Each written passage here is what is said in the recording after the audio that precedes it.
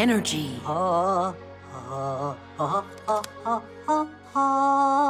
Good morning. We're here for the exam, so you'll give Pack-a-mats to us. That's excellent. And who's going to take it first? But, Professor, we, Do everything together? All right, go together if you want. What is this tool here? That's a claw hammer. Way to go! And how do I give each of you a grade? You both answer together. But it's faster. I've got time for you. Geek, try it on.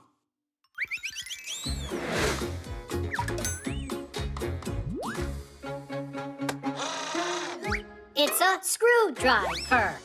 Again? Well, maybe one pack-a-mat for the two of you is enough. You know what? Each one of you is going to get his very own exercise. I present you a model of a real power plant. It's gigantic. But it's not finished yet. Exactly. That's going to be your job. An electro power plant is a factory that produces energy. In order to keep running, they need some kind of fuel, like for instance, gas. Burning the gas causes the turbine blades to spin, setting the generator into motion so it can produce electricity. The leftover heat doesn't go to waste. It's sent to a boiler. Inside the boiler, it's used to boil water. The steam from the boiling water powers up another turbine and generator, so even more electricity can be produced. Your job is to finish building the model. Not yet. Geek will put together the turbine and Tweak the generator. Who's ever first to finish that is gonna get this pack-a-mat. That was a rhyme. Are you ready?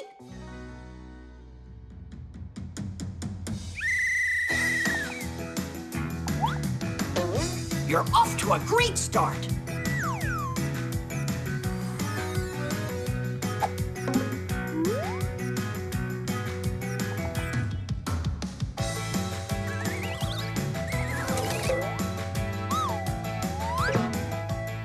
Now you need to add the fasteners. A critical moment.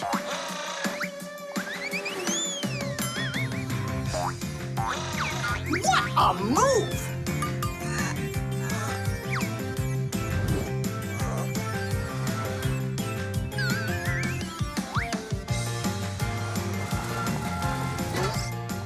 What an intense game! I mean, exam. These two are going neck and neck.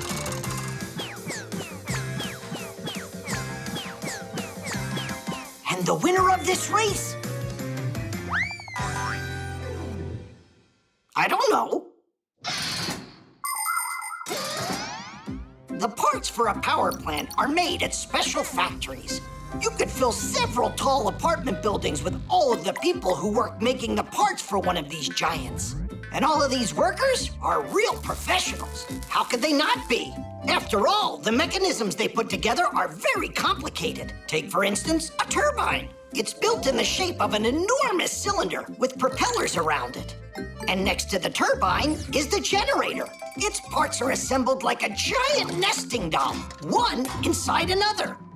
Together, this powerful team produces electricity. They're just like people or Fixies. When every one of us focuses on a common cause and we work together, the results can be simply fantastic. Well, yeah, it's a tie, right? Then we'll have to have a tiebreaker. Whoever presses this button first and gets the power plant going will be declared the winner. Go for it.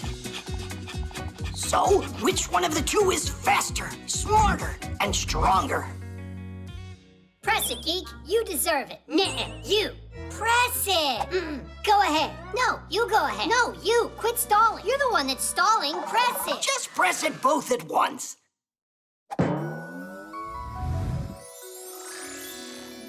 Woohoo! That was an excellent job you did. Oh, right. The prize for the contest. Unfortunately, I've only got one pack-a-mat for the two of you. It's all right. We're always together anyway. We'll figure out some way to share it. I was just joking. You each deserve your own Pac-Man.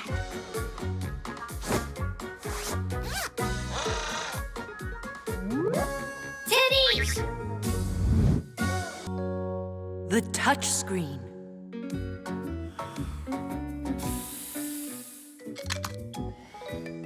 Are you done? This piece will never fall off again. Tom Thomas, you're finally back. We were waiting and waiting for you so long that we fixed everything. Oops, well, almost. I was out taking photographs of birds. I need them for my project. You know this one, it's a sparrow. This one's a jay. That's a chickadee. Pretty funny, right? And now my favorite. Ba-ba-ba-bam! What? Is that a bird? I was trying to get a picture of a bullfinch. Only you got some kind of bu-bu-bu-bum. It's all because of these stupid gloves. By the time I took them off, the bullfinch already flew away. And what did you take them off for? Because when I have them on, the buttons don't work. You just need to try to press harder. No, that won't help. Guys, are you telling me you don't know how the touch screens on your smartphones work? I don't know. Me neither. How can you not know that? Well, thankfully, you know someone here who knows it all. And you're that someone, right? Yep. Under the glass of a touchscreen, there's electricity flowing that can be conducted through a person's body. When someone touches a phone or a tablet with their finger, some part of the electricity flows into them. People don't feel it because the charge is very weak. But the sensors behind the screen notice this change and send a signal to the device's brain. Now it knows what needs to be done, like answer a call or write a message.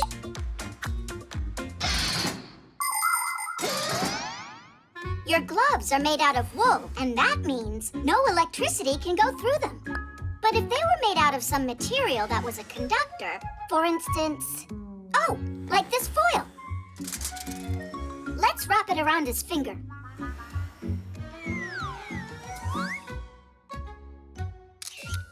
It works with this. I told you, because foil is a conductor of electrical current. But there's nobody who makes gloves out of foil. Actually, Katya, she has gloves that work with her smartphone. And you have someone right here who happens to know it all, including how to make them. Oh, you are incredibly lucky to have me around. We'll cut the foil into thread and make a few stitches with it on your glove's fingertip. So that way it'll conduct current? You got it.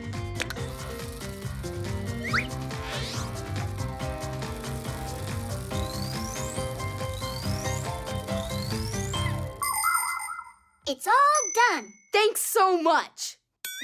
Only where will I find a bullfinch now? Wait, you can find a photo of one on the internet and say that it's your picture. Really? He could get into serious trouble for that. Everything that's on the internet was created by someone.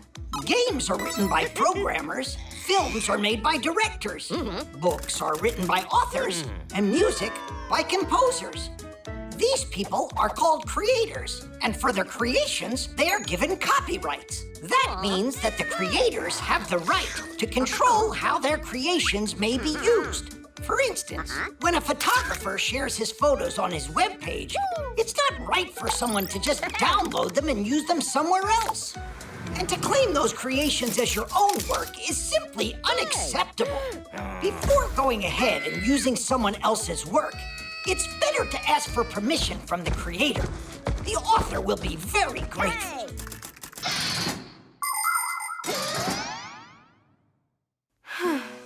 What, did I do all that for nothing? Simka! Look up! It's a pu-pu-pu-bum! A bullfinch? Put on your glove, quick! No, the one I made for you!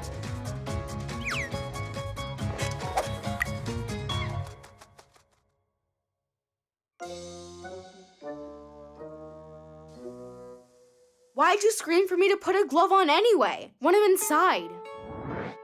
That was the order of the one who just happens to know everything. Oh, you're right. Actually, I'm so lucky to have her around.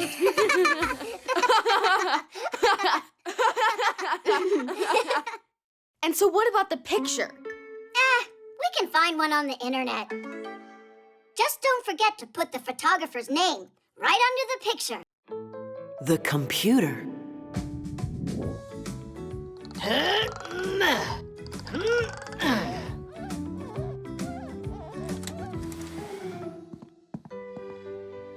They deliver things so quickly now. Oh, a brand new computer. What are you doing? We gotta hide. Did you forget you almost got caught yesterday? But almost doesn't count. You know what? Fly on home right now and stop arguing.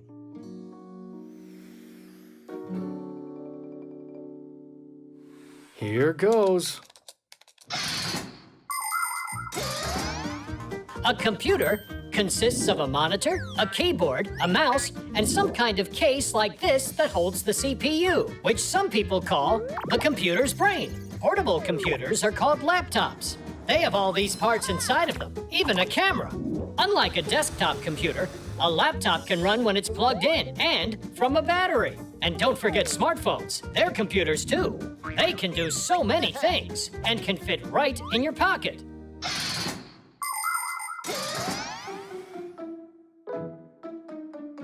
No, my Pac-A-Mat.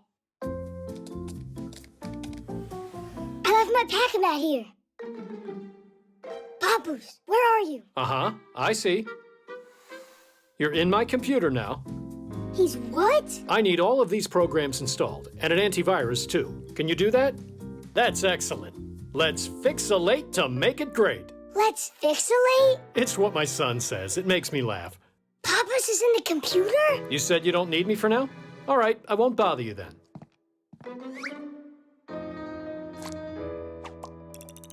Aw, Papoose. Nolik, how come you're still here? And how come you were talking with Tom Thomas's dad? I what? Fixies don't interact with humans. Besides, I was here the whole time. Then who's in the computer? Marcia! I haven't seen her all day today. We gotta get her out of there. Uh-huh, let me look. Let's save it in here. I don't believe my eyes. Hey, what's up? Marcia? Yeah? And what's going on here? Were you just talking to him? What was I thinking? Simka! She's inside the computer. She's talking to Tom Thomas's dad. Don't say that. Come see for yourself. That girl's getting grounded. What girl? Simka, you're here. Well, yeah. Is, something wrong? There's one of us stuck in that computer and they can't get out. Look! But we're all here with you. Where is Grandpus at? You're right. It's Grandpus in there. That's who. Tom Thomas's dad caught him, locked him inside of there, and made him his slave. Oh. Are you certain? Quite. Grandpus has to be rescued. Follow me. Grandpus! What happened here? We thought they captured you and put you in that laptop. But I'm here. What are you talking about? Yes, Nolik. We don't understand what this is all about either. I just figured it out. It's not a Fixie in there. It's a remote technician. Oh, did we get fooled? Ugh. A remote technician? If you've got a broken computer, it needs to be taken to a repair shop. But if you need help downloading an update, removing a virus, or figuring out some other problem, it can be more convenient to talk to an expert that works remotely, which means from another location. The technician can help you no matter how far away you are. All that you need is a solid internet connection. Now the expert can control your computer and do whatever's needed, as if he's sitting right in front of it. For instance, he can make the computer run smoother or get a program working properly. By the way, it's not only computer technicians that are working remotely these days, but also programmers, bookkeepers, and even scientists. It really is cool, isn't it?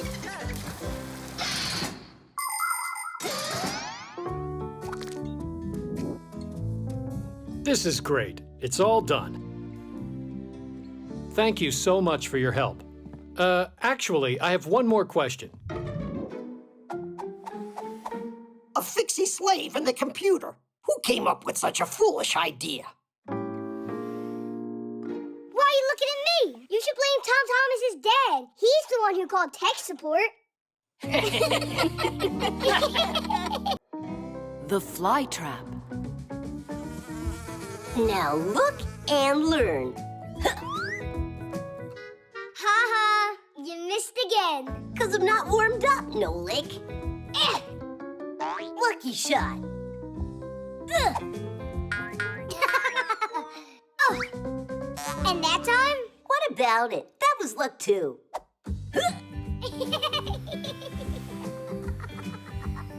Hey, why are you mistreating that lovely plant, huh? Are you talking about that monstrosity? That's no monstrosity. It's just a beautiful Venus flytrap. Only it's not Venus's, it's Elisa's, right? How do we collect your trash now? We use our hands. Are you joking? A Venus flytrap is a predator. Not only animals can be predators, but plants can be too. For instance, a Venus flytrap eats insects and spiders. On the leaves of the flytrap are super thin hairs growing, and as soon as a fly touches them, bang, the leaves clamp shut like a trap. Thank goodness it doesn't need food like this very often. Just like other plants, it takes most of what it needs to eat from the ground. And also, the flytrap uses sunlight to make food for itself. Tula, next you're gonna tell us it's a fire-breathing dragon. Save me! Help me, please! I've been eaten by a horrible monster! Get out of there quickly! Nobody's going to eat me. Ah! Nolik! Come on, open! Nolik, push! Don't stand there, help! You're gonna hurt the poor plant doing that. Your little poor plant ate Nolik just now. Well, the flytrap must have thought he was a fly. You gotta get me out! Now there's this sticky stuff in here! Poor Nolik. Not a crowbar, stop! Maybe use a hook? Nolik, grab it!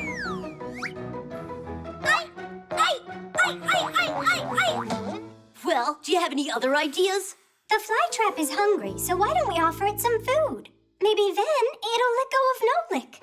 Huh, candy. Fire! You can't feed candy to plants. It would love to eat that fly for sure. That would be sad. I'm scared in here. Stay calm. We'll figure out how to get you out of there. By the time you figure it out, there won't be anything left of Nolik to save. Oh, you dear flytrap, be nice. How about you go and let out our Nolik? Ah! It's closing its mouth even tighter! Not for long. Fire, stop! The flytrap will die if you cut it like that. I just don't understand. Are you worried for your friend or the plant? For both of them, Fire. Will you get me out of here? Nolik, wait a second. You always gotta butt in. Know why? Because you always do such stupid things. Well, you're a nuisance. And you're just what? a dumbbell. Nolik!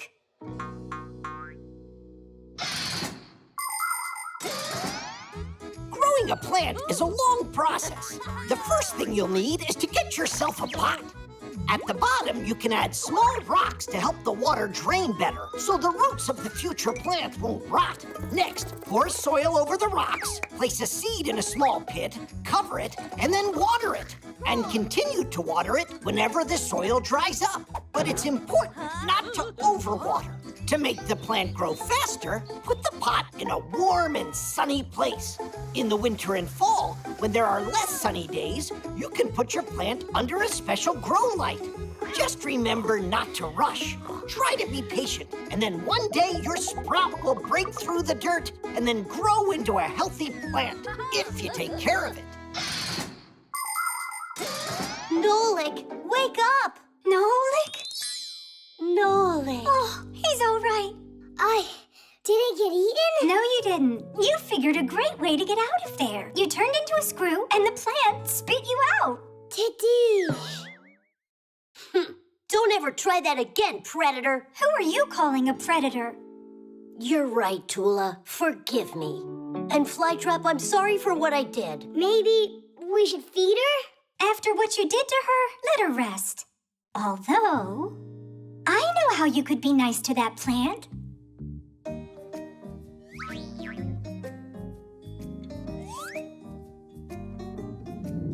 Splendid. The piano. We got your phone checked and cleaned up. Great. Thanks, Fixies. You're lucky you got Fixies here. In our house, the piano's broken, and we got no one to repair it. A piano? You got one for real? Wait a second. Maybe you could try. A piano? I can do it. Do you know how it works? You're gonna tell me, right? A piano is a string, percussion, and keyboard instrument all under one lid with a full-blown mechanism inside. Every one of the keys has a hammer attached to it. When you press a key, the hammer strikes a string and it starts vibrating. That's how the sound is born. The thinner and shorter the string, the higher the sound. The longer, the lower. Pianos come in different shapes and sizes, but making beautiful music is something you can do on any piano.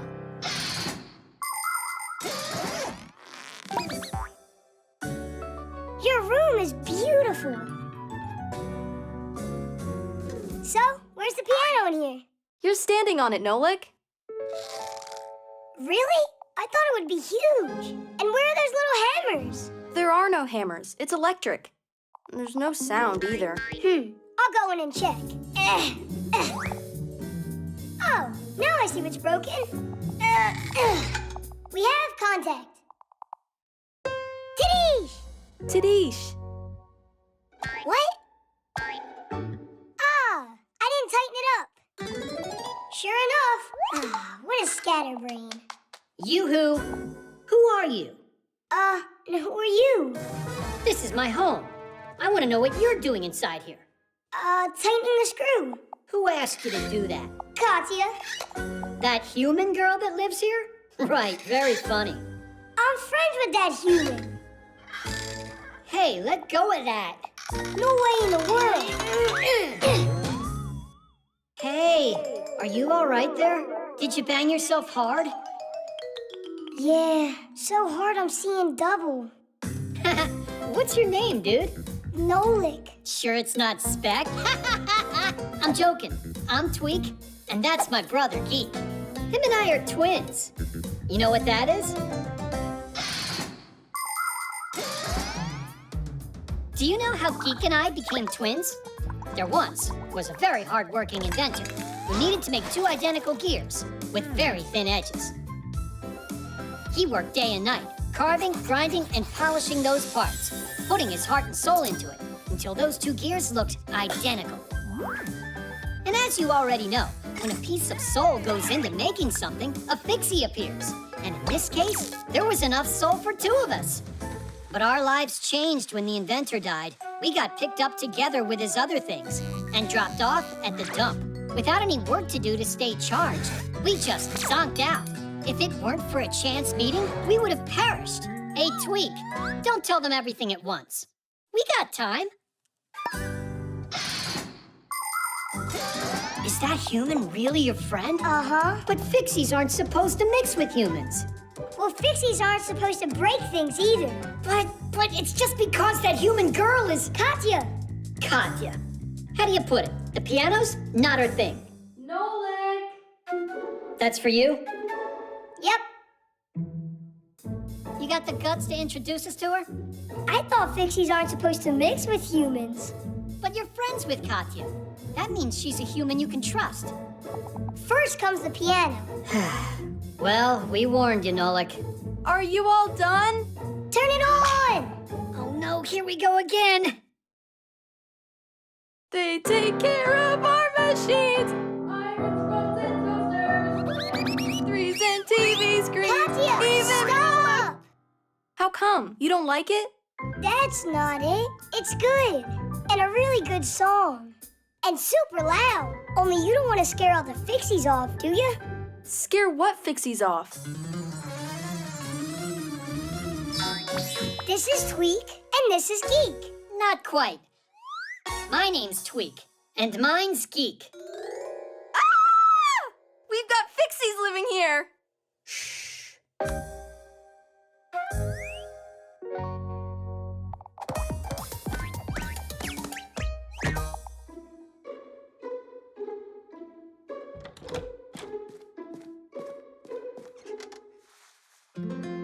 Thanks for your help. We're always here to help you. Thanks a lot. Only now I got my own Fixies. You've never met them. New Fixies? Only, shh, don't tell anybody, 'cause it's a secret. The sleigh.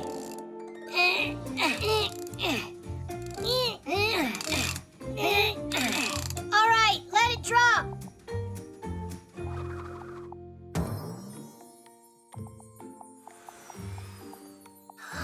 Look at that. Oh, it's a shame humans have Santa Claus and Fixies don't. What makes you think that they don't? You know, Santa's bringing presents later today. And while he's visiting, he'll even give you a sleigh ride. For real? Hooray! can I have a second to talk with you? What's all this nonsense? Where are we supposed to find some Santa Claus for this? I figured it all out. Tell me you're joking. No, I won't have this masquerade. Trying to do something fun for the kids is too much for you? Ah, I see. Can you put together a sleigh at least? I'll take care of the rest myself.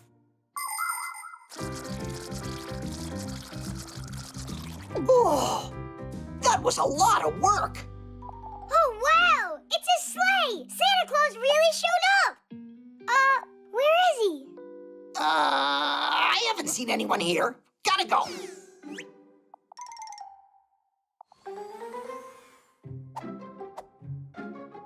I'll take one ride, that's all. Santa Claus won't care.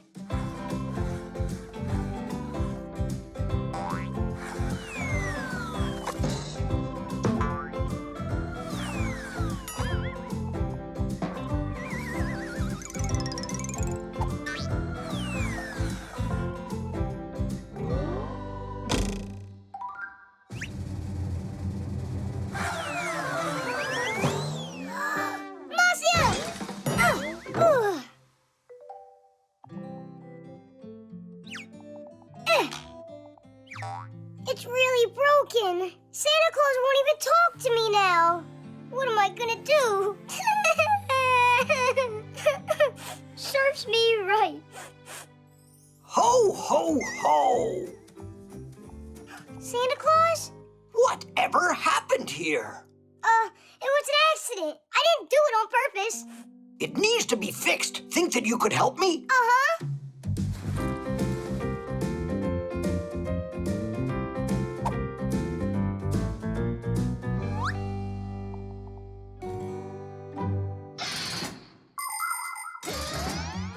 Sleds and sleighs are simple but very useful things. Just attach a seat to a pair of runners, and the sled is ready to carry people or loads. In snowy places where cars might get stuck, a sled can easily glide right on top of the snow. And if you harness a dog to one, no one will be able to keep up with you. There are even different kinds of sports that feature dog sledding. There are also people who attach sails to sleds so they can catch the wind and sail along the ice at high speeds. And of course, you can just have fun going sledding. The more people on board, the faster you'll go. You can climb to the top of a hill with your family and sled on down together. You'll fly so fast the wind might whistle in your ears. Hey, hey, hey! Look out below!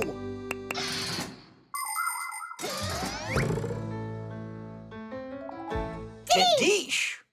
Where is my sleigh? Another Santa? I'm Santa Claus. No, I'm the real Santa Claus. You are just an imposter. I think your beard is about to fall off. Now I've got a sleigh ride for you. No, I'll give you that ride. Hey, this is my sleigh. Is that so? I got 2 Santa Clauses at once? Class! Wow, I am so lucky! You certainly are. 2 is much better than 1. Now that's one thing we agree on.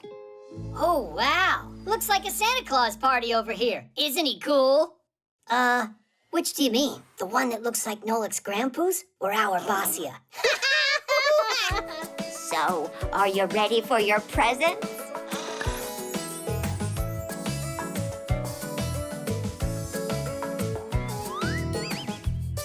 I will go grab my sled from the tool shed, put on gloves and a hat onto my head. Then I'll go, then I'll go, then I'll go. Oh, the wind is so freezing, it's frightening, as I race down the hill just like lightning. On the cold snow I go. Sleds and saucers and toboggans there. All my friends are sledding everywhere. The headphones. Hi there, Tom Thomas. Bye there. You're not a friend of mine anymore. What? What did I do? Huh? Nolik? Hi there. You just said that I'm not your friend anymore. I said that to Johnny. I asked him to help me on my spelling test, to give me the answers through my headphones, but he said I just need to study. Wow, your new headphones. They're cool. Simka would love these. Hey, Nolik, do you think that you could help me out here? Of course I'll help you out. So what do you say? How do I get through the test tomorrow? You could say you forgot how to write with a pen. Come on. People learned how to write a very long time ago. One of the first to do so were the Sumerians. They used a special stick with a wedge-shaped tip to press characters onto clay tablets. This kind of writing is called cuneiform, which means wedge-shaped. How do we know what the author wanted to say? Scientists had to rack their brains to figure it out. In ancient China and Egypt, people invented hieroglyphics, where one symbol stands for a whole word. They're still used today. And of course, we can hardly imagine our world without the alphabet. Each symbol is called a letter, and these letters can be used to form words. There are a few dozen alphabets in the world and more than 7,000 languages. Although I think these days, instead of typing letters, people prefer to type emojis. How am I gonna pass? There's no time to learn all this. That's a shame. Sorry, but I don't know how to help. Hey, Nolik, I got it. You can read me the answers. Can I?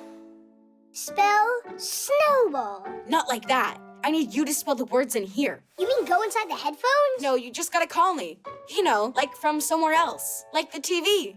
To test the connection. Ah, I get it. Let's go?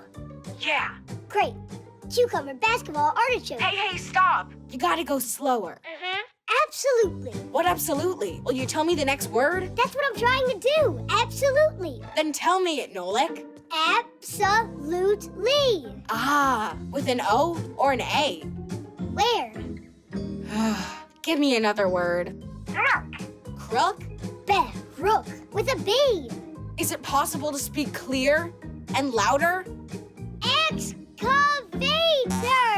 Don't yell. Someone will hear you. You're the one who said loudly, excavator. Escalator? The Vader.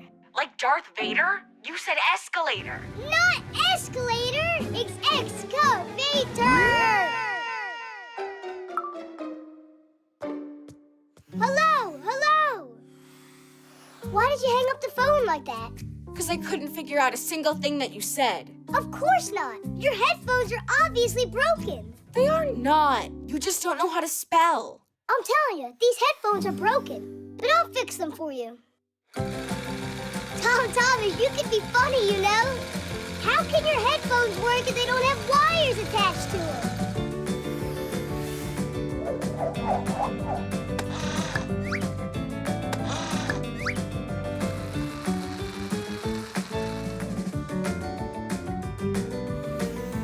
Here you go. Now I'm sure that you'll hear me. What were you thinking? These headphones are wireless. What are they? Wireless headphones get connected to a device via Bluetooth. This is the symbol for it. Click, and the gadgets each start sending radio waves so they can recognize each other. Contact made. Play your favorite music from your phone or tablet, and the sound will be heard in the headphones. After using them, the headphones need to be recharged inside their case that works as a battery. And if the headphones are big, they'll need to get plugged into an outlet to get charged. Class. Thanks for nothing. Some friend you are. I was just trying to help you out here. School sent a message. The spelling test got rescheduled. Hooray! Hooray! I'll fix your headphones. Now you have plenty of time to study for your test. Uh-huh. I can start tomorrow. Hello, Johnny. Want to come over and play? I'm here to study. Tomorrow's a science test? Really? Come on over. Diddy! The 3D printer. Woohoo! Geek, I'm faster. Sure about that, Tweak? Hey, how did you catch up? Tweak, we're twins, aren't we? Now we can go to school like all the other Fixies. All right, let's give this a look. So we just hit That this must be button, Professor and then it's, Eugenius. here. Uh-huh. And what do you think he's doing? There's your copy, colleague. It's hard to tell us apart. I am sure your class will love it. They're gonna love meeting their new classmates. Simka and Nolik and I haven't told anybody about them yet. A surprise? That's exciting. Only, shh, it's a secret, so keep it quiet. Did you hear what he called us? Yep. So let's make it a real surprise.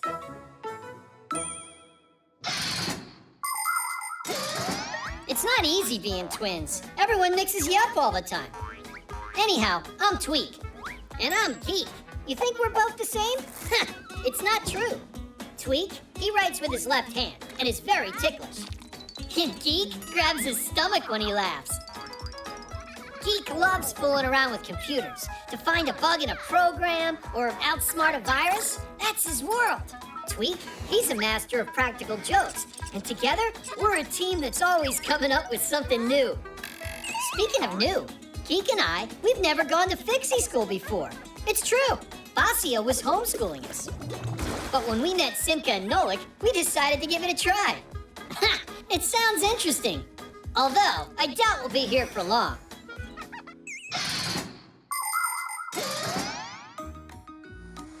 Hey, where is everybody? Verida's on her way. Simka and Nolik aren't coming today. Hello, everybody. Oh. Hi there. I'm Fire. Are you a new student? Oh boy, he's so scruffy. I'm Tweak. I'm new here. Your school looks all right. This Fixie school actually ranks at the very top. I'd be happy to show you around here. I'm Tula. Whoa, what is that? Are you telling us that you've never seen a manipulator? I've seen one now. How'd you get up there so quickly? Where? On the manipulator, wasn't it you? Ha! Me? You're joking. We saw you up there. Ah, maybe it's my copy you're talking about. What do you mean, copy? That one, you see? It's walking over there by the jars. Those are called beakers. Huh? Sure, whatever. Oh, look, another one. And another, look. That's unbelievable. How do you make them, Tweak? With one of these things, right here. With a 3D printer? That's just impossible.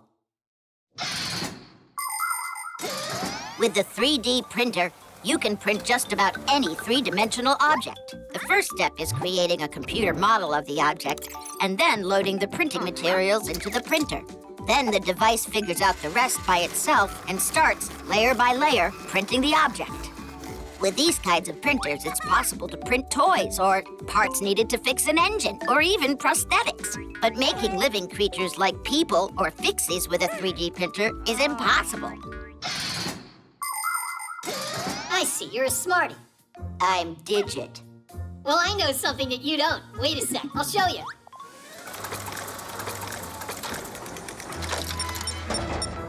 Ta-da! No way! It's just like a real Fixie. Like me? Splendid. So, I see you've already met our new students. Professor, this one is in our class, and this one, he's only a copy made by the printer, or vice versa. Quite a surprise, isn't it? A copy, you're telling me. The quality's great, only the head is a little off. But don't worry, we can reprint it. Huh? Do what? Class, get to work.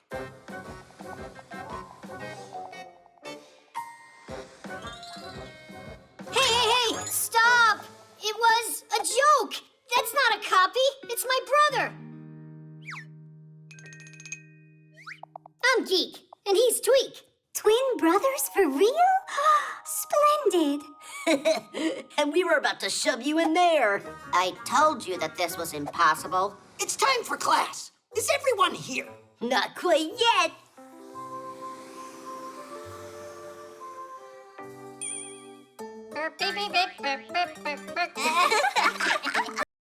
The secret code. Gotcha. You can't get me. Oh, Hey, watch where you're going. the newcomers. What you hauling? Nothing. Yeah, you know, nothing special. Need help? We'll manage. Time to go. Or we won't finish. Our Essaprusen time. See ya. See ya. Essaprusen? Never heard of that before. What is it? Tweak and Geek are definitely up to something. Come on. Hey, what's an Essaprusen? What language is it? Any idea? I getcha. And they say you're smart. Hey, look at this. They're hauling more stuff. For the Essaprusen. And the sloot. You got it? All right, Fixies. Hold on to your hats. He said salute. Do you know that word? It's nothing good, I'm sure of that. I didn't like those newcomers from the very beginning. Am I the only one who doesn't know what's going on? There is the foul den of those evil boys. We've got to stop their wicked plan, or it's gonna be the end of us. How? I don't know. You got any ideas? I need some time to think. Now is not the time for thinking, it's time for action. I will scout it out. And I? And you, Nolik, will use this to keep an eye on them and tell me what they're doing. Esperus and Sloot. Esperus. I think I know what this is. A code. If a note written in a secret code falls into the hands of a stranger by mistake, she won't be able to read it. Because instead of having words that the reader can comprehend, the note is written with symbols for letters, or with letters in a mixed-up order. To crack the code, you need a key. Not a key for a lock, but the key that was used to create the code. If you have the key, you can use it to find out what the message says and send back a secret answer using the same code.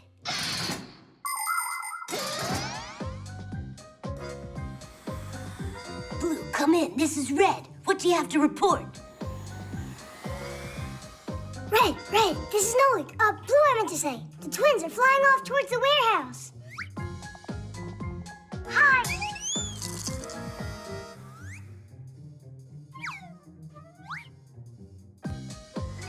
Look out!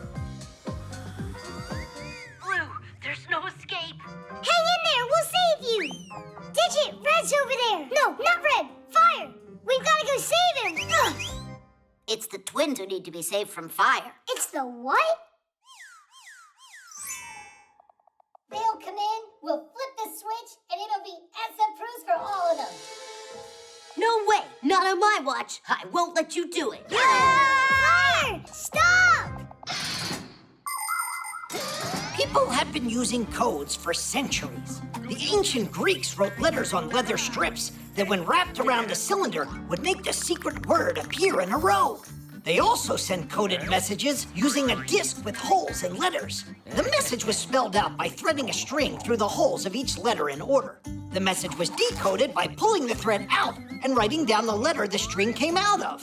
In Italy, people created a code using pages filled with letters. When a key with spaces cut out was placed over the coded page, the message would appear in the openings. Today, computers use numbers for encoding information. It takes a chain of numbers this long to code the word Tadish. The science that studies the history and techniques of secret codes is called cryptology.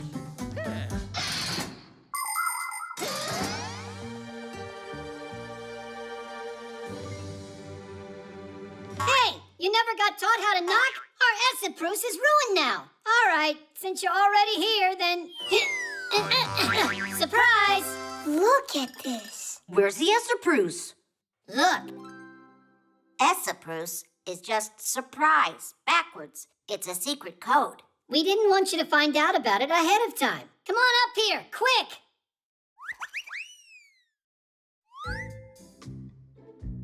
It's a trap, I'm telling you. Somewhere up here is where they're hiding that salute. Try to say that same word backwards. Wait, is it tools? It means tools? That was another code word like surprise? Then Tadish would be what? Should it? Awesome! Should it? Should it?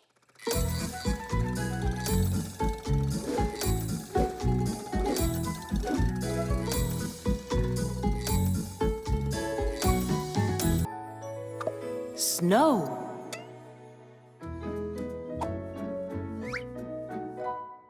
Well, where do you think the tree should go? Let's put it over here this time. But it was right there 2 Christmases ago. And so what? It was nice there. Every year's the same old thing. How about we have a snowball fight instead, like humans? Uh-huh. You'll go get buried in a drift, and then we'll have to find you. Here's an idea. Why don't we celebrate this Christmas in the refrigerator? Even better, in the freezer. The humans will be done with their cooking, and they won't bother us in there. And what about snow? We'll find you that snow. What is snow? When water evaporates from seas and rivers, it flies into the sky, turning back into liquid again. The drops are so tiny and so light that they just hang in the air and form clouds. But if the drops in the cloud join together, they become big and heavy and fall down as rain. But these heavy drops freeze when it's cold out, and they turn into ice crystals. They grow spikes in all directions, forming what we call snowflakes. Snowflakes come in a variety of shapes: stars, needles, columns, and even triangles. Each one of them has its own unique design. By the way, not one scientist yet has been able to find 2 identical snowflakes.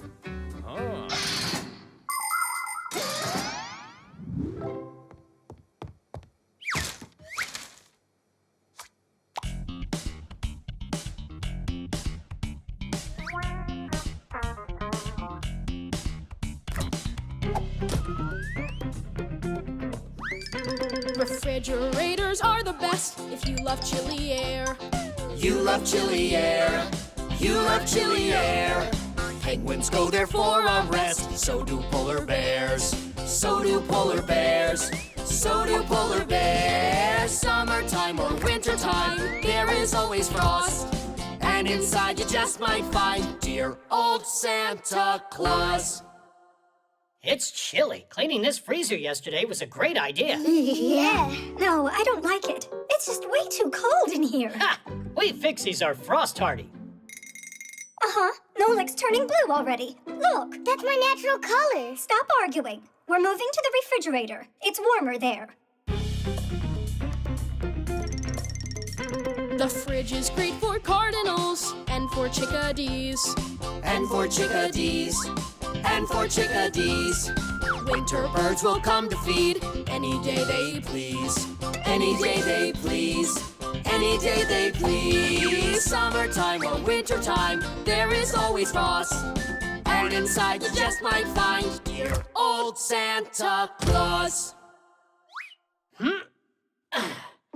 Well, where should I put it? How about right there? There's no snow in here. It's more important that nobody sees us.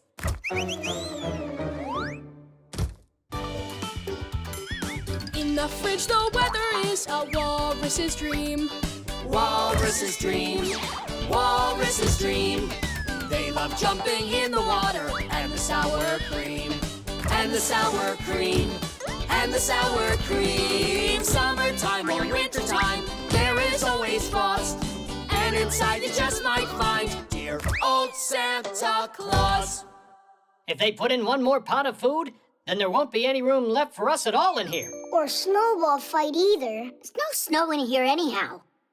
This was a bad idea. Let's just go home. The television will be cozier. Marcia, let's go back to the freezer. It'll be fun for the kids. There won't be any snow in there, but we'll be able to find some frost. And to keep ourselves from getting cold, we can dance in a circle. You convinced me. Quickly, Christmas will be here soon. Everybody needs a fridge. It has ice and snow. It has ice and snow. It has ice and snow. Only we could use a smidge more room for the food to go. Room for the food to go. Room for the food to go. Let's all climb inside of there like one big happy brood. But there's no space. No space? Who cares? We'll just eat the food.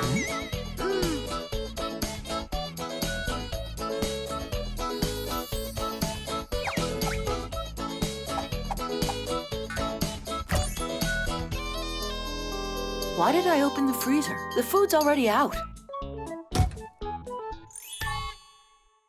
Oh, those humans. The contacts.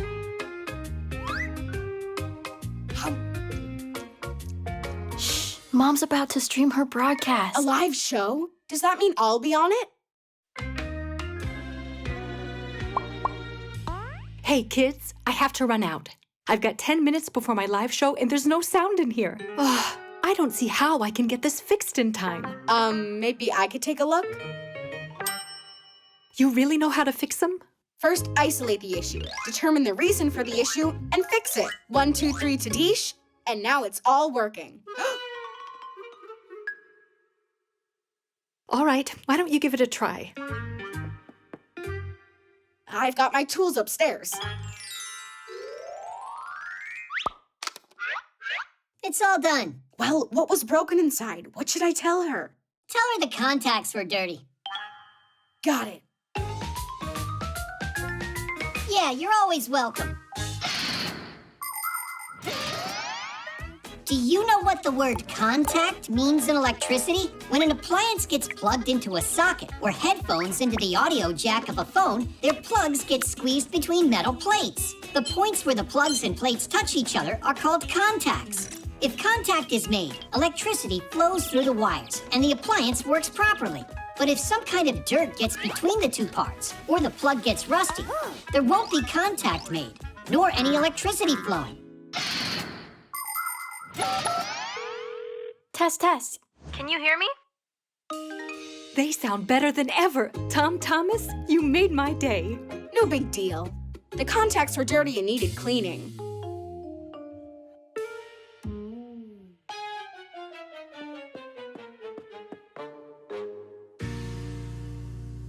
Now what's wrong with this? Let me take a look.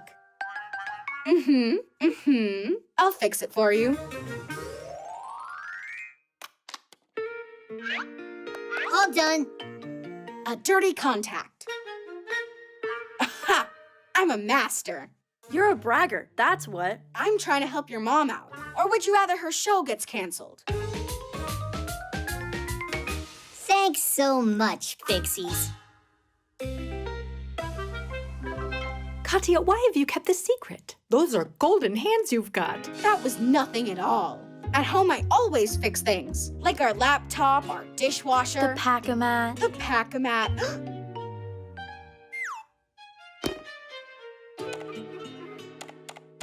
Why doesn't anything work? The blender's broken? Tom Thomas can fix it in no time. But electrical appliances can be dangerous for kids. Of course he'll have to unplug it first. I can't do it in front of you. I'll get nervous. All right, we've got 5 minutes to do this. And don't plug it in yourself. Ugh, what were you thinking? You gotta get the Fixies to come. What's wrong now? Oh, you're right on time. Could you fix this? You're the master. You fix it. I don't know how to. Just say 1, 2, 3 Tadish, and the blender will fix itself. Oh, please, you gotta help me out. I promise I won't brag anymore. All right, you need to put the lid on straight.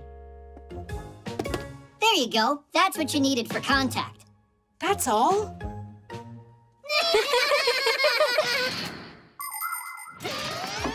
Many smart appliances have safety features designed with children and forgetful adults in mind. Like refrigerators that beep if the door is not closed tightly, or washing machines, electric kettles, and irons that automatically turn off when they're done working or left unattended. Appliances like juicers, slow cookers, and food processors are designed so you can't turn them on if the lid isn't put on correctly. Pretty cool, right? There are even cars today that can detect if they're going to hit something and brake by themselves. It's very convenient, but still, it's better not to completely rely on machines for safety or to depend on Fixies to come to the rescue. So please, don't leave appliances unattended for long and take good care of them so they can work properly and safely. Bye-bye, guys. Have a great day. Thank you so much for your help, Tom Thomas. I couldn't have done it without you. It really wasn't just me. Who else was it? I'll tell you. He got help from some real masters. You're lucky to know them. Oh, can you give me their contacts? My vacuum cleaner needs fixing. Come on, Tweak. We have to go and fix that vacuum cleaner.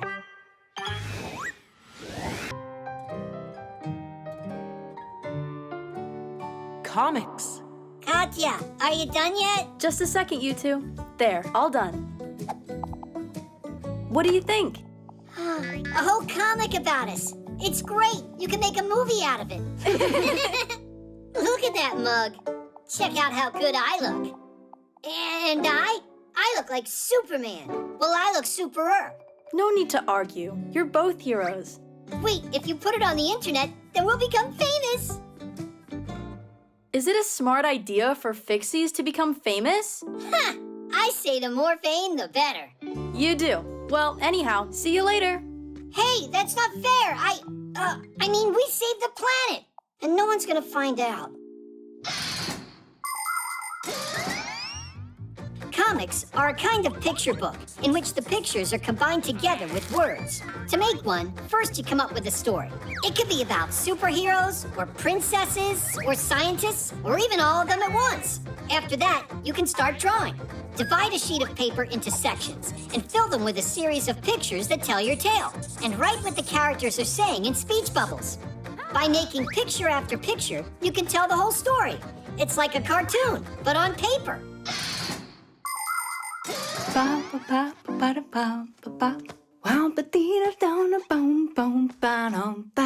Wow! Oh, what is this?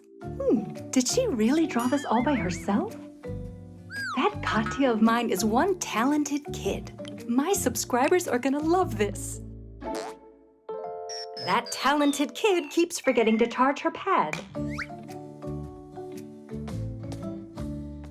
This is gonna take forever.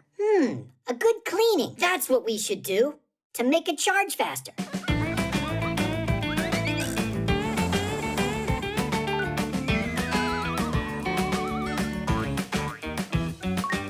Just a little more and we're all set. Set to go on the internet, that is.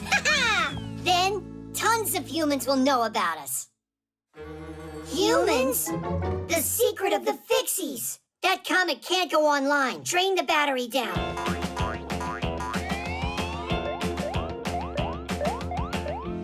It's taking forever. Fixies feed off of the appliance's power. So, if we just pull the plug out, and then me and you charge ourselves inside, the pad will run out of energy. Only First, we're gonna have to drain ourselves dry. Drain away.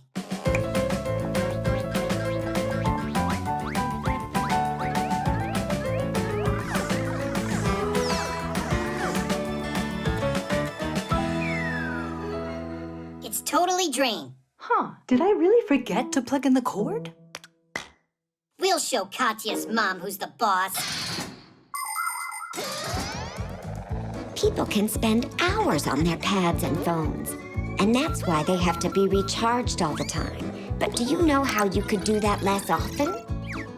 One thing that works is to unplug the device after it reaches 100% charge. You should also make sure to close any apps that you aren't using at that moment. Are you just listening to music? Then you can lower the brightness of the screen. And try not to drain the device all the way down to 0. That can damage the battery. Oh yeah, I almost forgot. If you turn on airplane mode while charging your device, it'll take a bit less time. And while your device is busy charging up, it's better to put it aside and get some exercise or play some board games.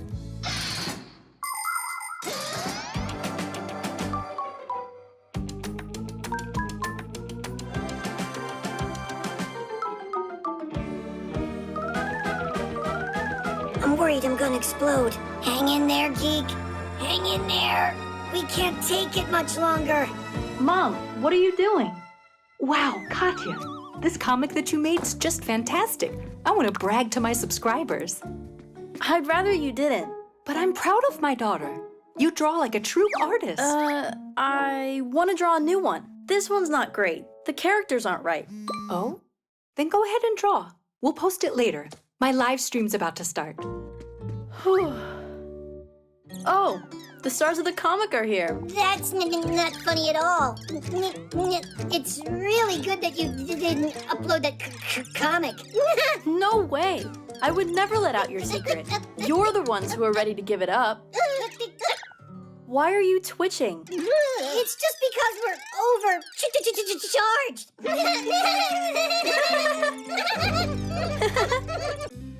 The trampoline.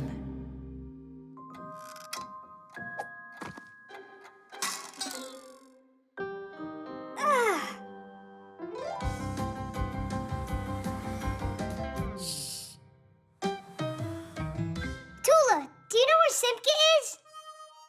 Uh-huh. Found you, Simka. Tula, why'd you tell him where I was hiding? Huh. Hey, what's going on? I'm in a bad mood today, that's all.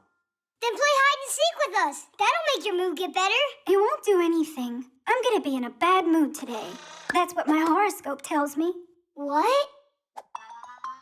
That's a joke, right? Fixies don't believe in all that nonsense. Some people believe that the stars and planets have control over what happens in our lives. If you slip on a banana peel, it's Jupiter's fault. If you win a competition, say thank you to Mars. People even make up horoscopes or predictions to try and figure out who's going to be lucky on a given day and who's not. Of course, it would be nice to know what the future holds beforehand. But to this day, scientists have still not found any evidence that horoscopes can actually predict the future. Obviously, some predictions can happen coincidentally, but we shouldn't count on those predictions coming true. Everything is in your own hands. It feels much better to know that your success comes as the result of your hard work, and not because of the turn of some planet. But I really am having a terrible day today. That means the horoscopes aren't nonsense. I say we check and find out. 5, 4, 3, 2, 1. Music's great for lifting your spirits. Now without this little part, everything just falls apart. If you think a screw is knocking, take it out, but just beware. Everything will break without a... Nolik, do you have that huge brush? For what? So we can tickle Tula. Hey, what's that for? Tula. Hey, where are you going? Wait, I'm gonna cheer you up.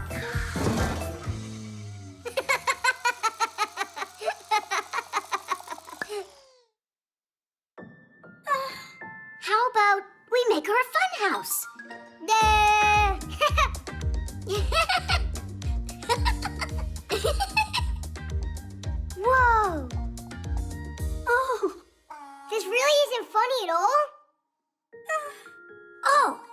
something we gotta try with Tula. Research by scientists has proven that your mood can improve by jumping on a trampoline. It's not too hard to build a trampoline. Springs are attached to a metal frame on one side and a durable fabric on the other. Some trampolines are like big balloons that are inflated with an air pump, and they can look like a ship or a castle or even a mountain. It's fun to jump high on a trampoline, but safety rules always come first. Otherwise, you can easily fall or strain a muscle. It's better just to jump for fun and let the acrobats perform their complicated trampoline feats. We don't have a trampoline, do we? Wait, I got an idea. Stay here. I'll be right Hang back. on, I want to go with you.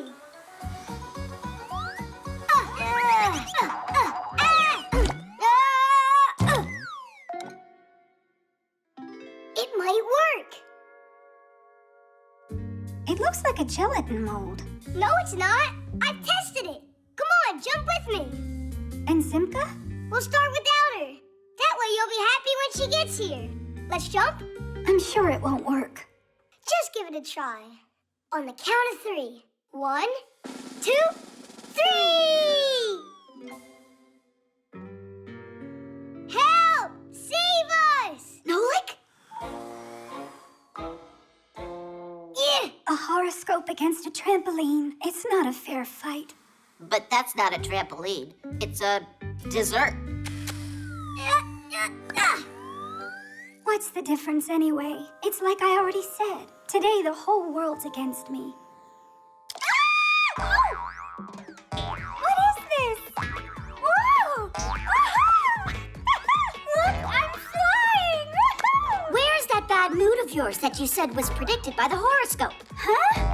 It went away! Told ya. And just so you know, Digit's the one who built you this trampoline so you'd feel better. Digit, you're splendid. Actually, today's horoscope also predicted that it's gonna be... Tula, you can't help yourself, can you? The tower. Grandpus, why do we keep on studying after school's done? Studying? That's what you call this? Just a little test, and I'll let you go. Hey there. Are you still studying? We just came to say bye before we head on our way. We're about to head out on a journey. Cool. Alone? Of course not. Basia's taking us. So, Simka, you gonna miss us a lot? Not at all. Will you be away for a long time? Might be forever. Forever? It's not right. You can't just get up and go like that. It's not us, it's Basia's idea. There's a tower she really wants to see. We could build towers right here. Plenty of them. For what? They're excellent study aids. It's very important for students to study about great architectural structures. By the way, what tower were you going to see? We forgot which one.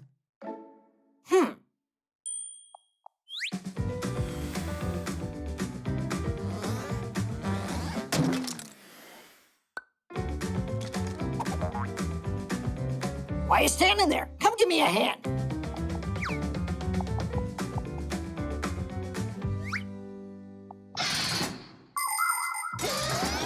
Knocking down a block tower is easy, but a real one can stand for centuries. Before building it, the engineers look for a place where the ground is sure not to sink. The architects make a 3D model of the future tower. Then builders pour a concrete foundation and build upon it, floor after floor. If the crane is no longer tall enough, extra sections can be added to it. And if the tower is going to be very tall, then parts can even be delivered by helicopter. So, was Basia talking to you about this tower? All right, then we'll build something new. Maybe we should just look at photos. If you would rather not build the tower, you can go take the test. What was I thinking? I know what to do. Exactly what we need.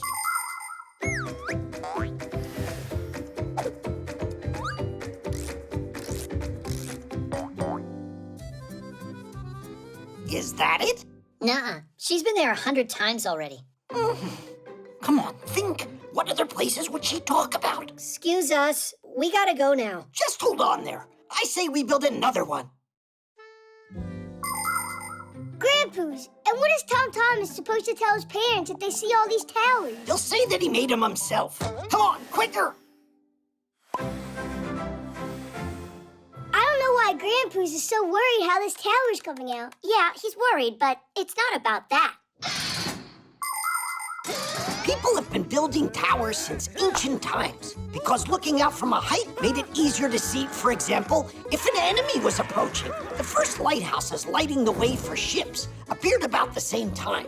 Lighthouses are also towers. In the Middle Ages, people started hanging bells at the top of towers. If a fire broke out, a watchman would ring the bell as hard as he could, and people would run to help. Later, clocks were installed in towers in the center of cities for people to know the time. In the 19th century, people discovered that it's possible to store water inside of a tower.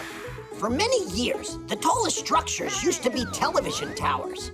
But those days are over. Today, modern skyscrapers are built for offices and even as people's homes. It's not this one either? Are you even sure that a tower is where Bossy is taking you? What can I do to make her stay? To make who stay? The Tower of Pisa, that's who. She's leaning. Look at all these towers. They're all for you. Grandpus made them. They are genius, not the least worse than the originals. Then stay here with us. Why do you have to go anywhere? If you want, we can build you more of them. Which one is your favorite? I didn't realize that you were so industrious. Vasya, how about we stay a bit longer? Our school's here, good friends. What choice are you leaving me? All right, so be it. Denise! Oh. You're gonna stay with the professor, and I'm out of here. And can I count on you to take care of my kids? And so, you're still leaving? No need to worry. I'll only be a few days. How could I live without you?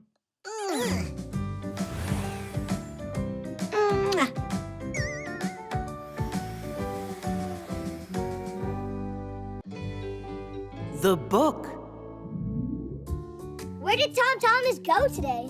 He went with his mom to the post office to pick up a package from his grandma. Class, I can't wait to see it.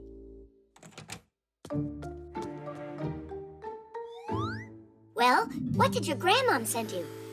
It's the #1 coolest present. Did you really get a pack-a-mat? What? I'm allowed to dream, right? I wish it was a pack-a-mat.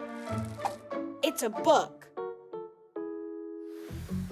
Oh, wow! That's Treasure Island. What's the difference? I think books are as boring as it gets. I agree. Guys, come on! Inside of this book are really cool adventures. What are you talking about? Inside that book are letters.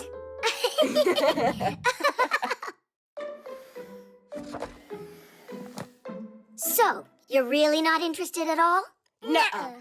By the way, inside this book there aren't just letters. It's got pictures. Pictures? A lot of them. And they're exciting, colorful, and huge. How about we take a little peek at those pictures?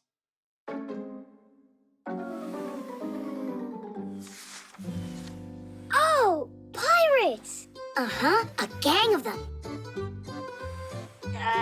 Simka, help me out!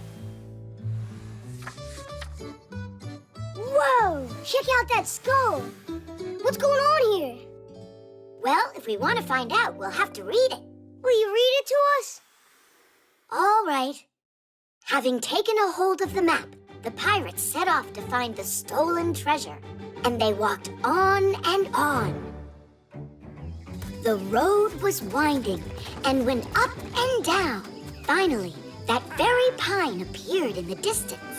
It towered almost 200 feet above the thicket. Sensing that the treasure was close, the pirates rushed forward. Even Silver hopped along on his peg leg. After a moment, everyone was standing at a huge pit.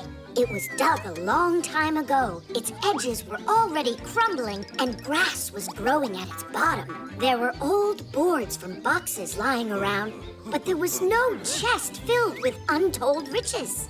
Someone had already been there and stolen the treasure right out from under the noses of the pirates. 700,000 pounds had disappeared. So what happened after that? Yeah, who stole the treasure from there? Read it. Read it? But reading's boring, you said. Huh. Then don't read. I don't care. Me neither.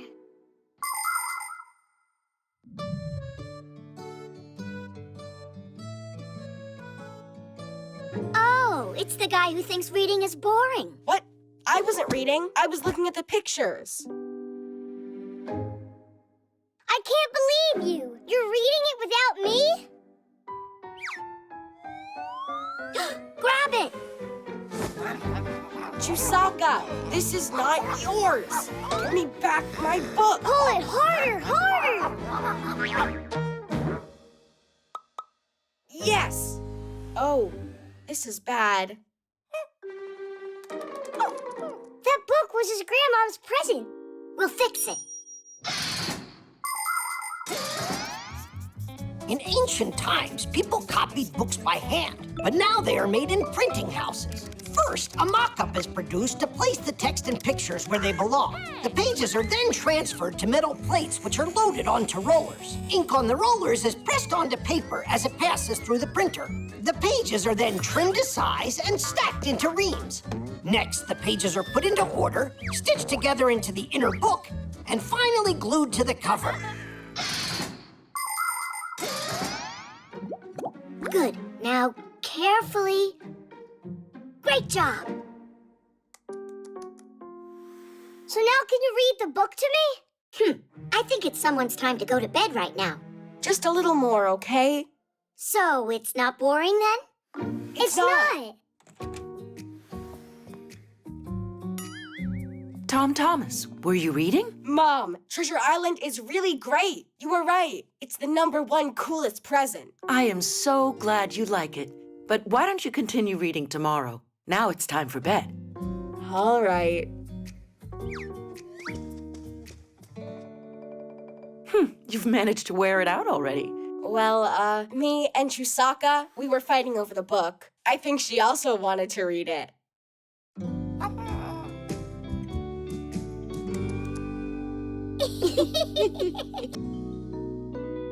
The air conditioner. Hey, Greenie! Peekaboo! Woohoo! Here, kitty, kitty.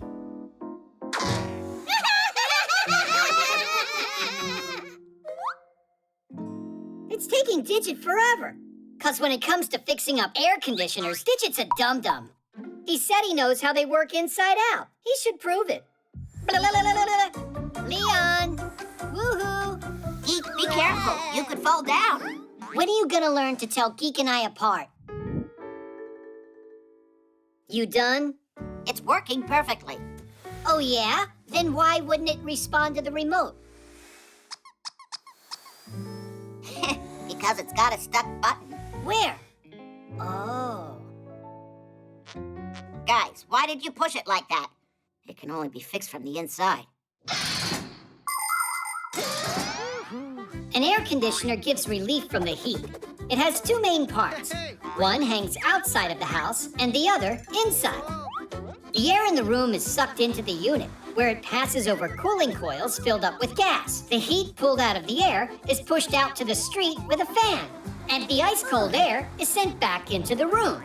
By the way, some air conditioners not only cool the air, but can warm it up as well. You can turn it on in the winter and enjoy. Piece of cake. That's great. We can finally get cooled off. It's so dusty in here. You'd think they'd clean up, at least once in a while. Ah, I love it cool. Let's make it a bit warmer. I feel cold. Well, I feel hot. You're gonna freeze me. It just doesn't want to stay in place. And you're gonna roast me in here. And now this one? A little heat can't break your bones, especially since you don't have any.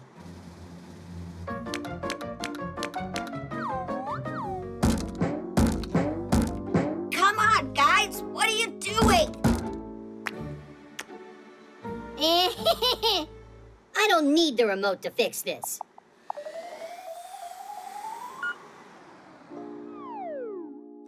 Ha-ha! Who's laughing now? We'll see about this.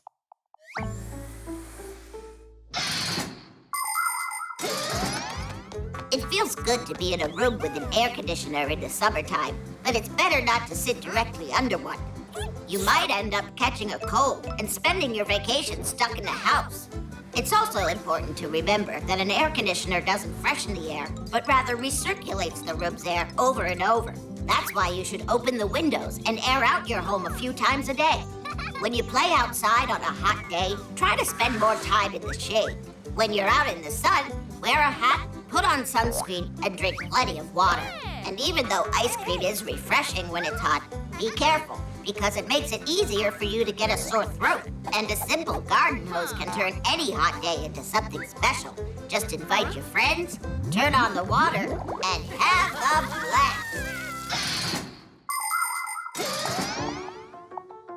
I'm cold. Well, I'm hot.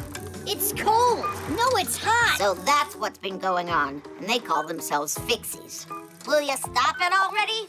You're gonna completely break it.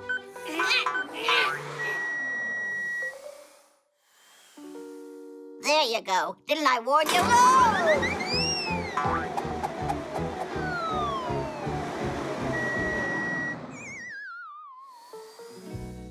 Oh, help me! Digit? They come. Hold on there. I taste awful.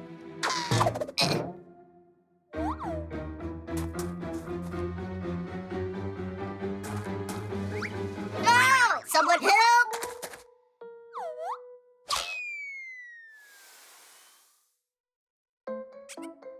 Digit, why did you go inside the terrarium? Leon got spooked. Well, see what you've done? Digit has a cold now. What? It's all because of that stuffy hair of yours. What? If it hadn't been for you, Huh? Where are you going? What about fixing the air conditioner? Fix it?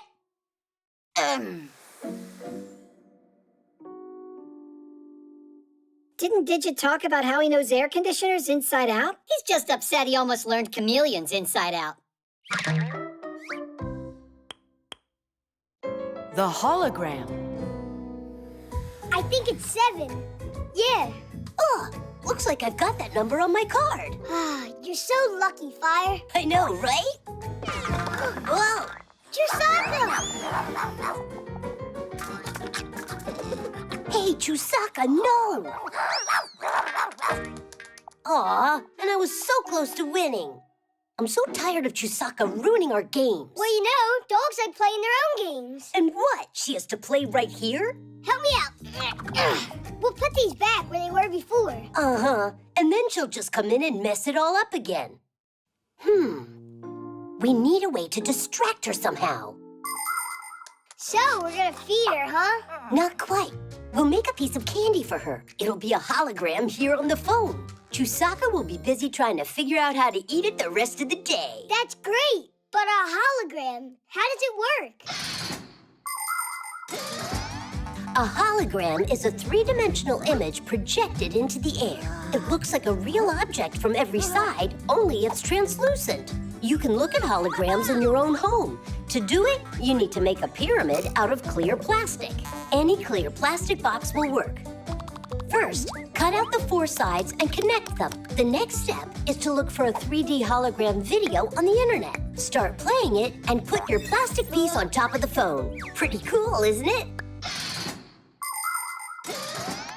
Class! It's like real candy. Chusaka! Get over here.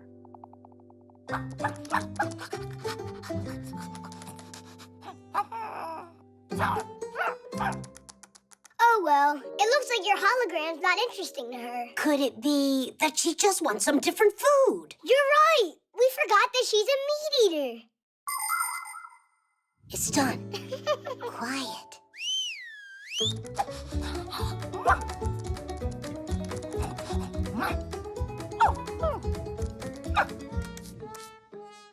I don't get it. What's wrong with it now? Nolik, how dumb are we?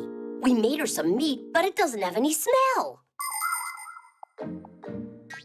Done. Let's hide.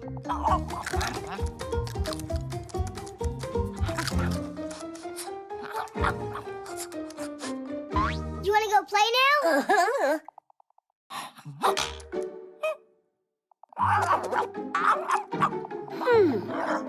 It wasn't the plan for the hologram to work like that. Fire, we gotta help her. Help her? How come? She's the one that did that to herself. Fire was just kidding. Tell her, Fire. I'm sure that you've seen how superheroes in the movies often use holograms. They might use them to call a partner or look at a map in 3D. But it isn't just in the movies. You can find this technology in real life today. With its help, scientists can make models of the human body that are easier to study than flat pictures. You can also find holograms in museums, both as items on display and as guides. There are teachers already giving holographic lectures, appearing to be right there in the hall. And in circuses, holographic images are being used to replace animals.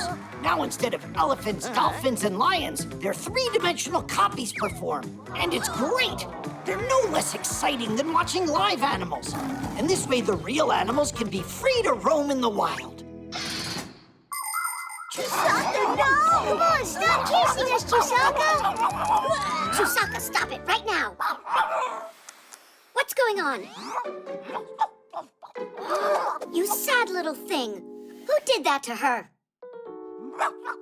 Chusaka, just hang in there. I'm gonna save you.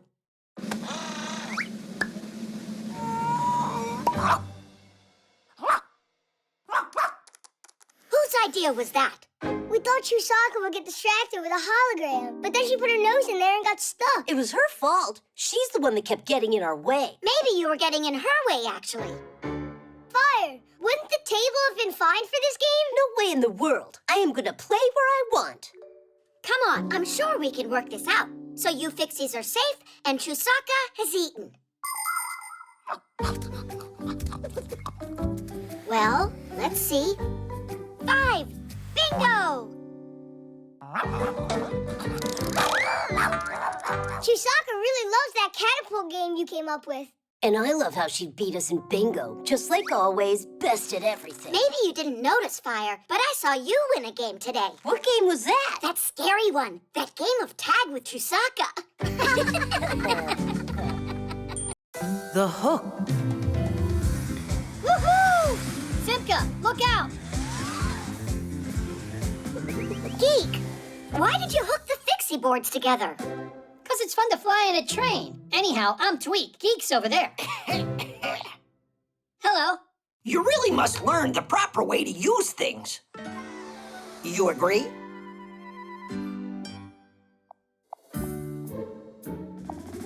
How can we do that? If you start coming to our school, you'll find out. And when can we start? Well, that depends. First, your parents and I have to meet. How about today? Good. Oh, yeah. Ah! Hooks are not something to count on. Ugh. Actually, they're counted on every single day. Hooks are not just for hanging up keys and coats. At a construction site, you can see hoisting cranes using hooks to move heavy loads. Fishermen use fish hooks, and mountain climbers use special kinds of hooks with a lock called quick links. With some yarn and a crochet hook, you can make a beautiful scarf. In the movies, pirates often have a hook instead of a hand. And that's not all. Even the beaks and claws of some birds are hooked to make it easier for them to eat and hold on to branches.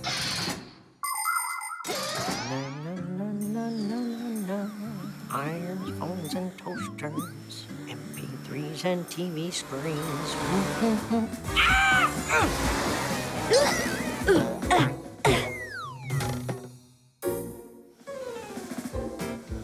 Are you all right? You've got to be kidding me. My apologies. So, how many other Fixies have you gotten with this hook? What? That isn't mine. Looking at you, one would think you're a respectable Fixie. Oh, really? Well, someone your age shouldn't be a daredevil in the air. Huh. So you're saying I'm old, is that it? Yeah, not exactly. That's enough, mister.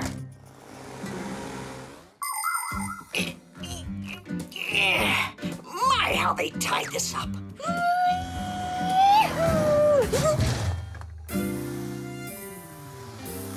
Wait a second, you again? it's you? How did you end up in here? It looks like I missed a turn.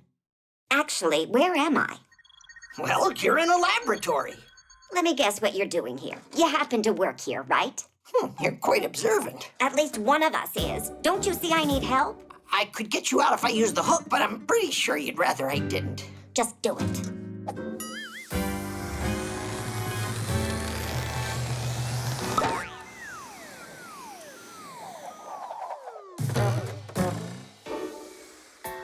Please learn the proper way to use things now, will you? And I'm so glad to see you as well. Did you already have your meeting? With whom? You said that you needed to meet with our parents. Basia! Basia? Children? You mean you're the parent of these boys? What? And you're actually the professor at that school for Fixies? Ha! What an outrage. I believe you forgot something. So this was your concoction? Ha! Chips off the old block.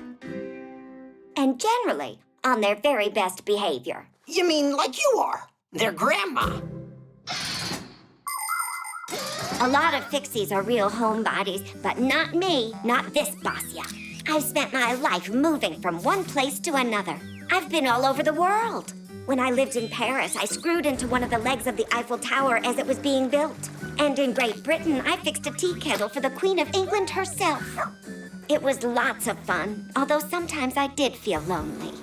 But then everything changed the day I found a pair of gears at a dump. They were a little rusty, but quite nice, and a totally matching pair. I cleaned them and put them into a mechanical clock, and then kaboom! They turned into Geek and Tweak. Now we live all together as a happy family in a human apartment. But we might not stay for long, because we're always on the lookout for our next adventure. It looks like Grandpus hooked you in with that hook now, didn't he? Yeah, quite literally. I hope you'll remember that it was I who saved you with this thing. It was funny. I was thinking to myself, who's this mean old man that's dragging me? And with all that yelling of yours, I thought I'd go deaf. And what about Fixie School? Can we start going there? Why not? There must be a thing or two you could learn from the professor. But please, without the jokes, okay? We can't guarantee that, but we'll give it our best. Titties! The button.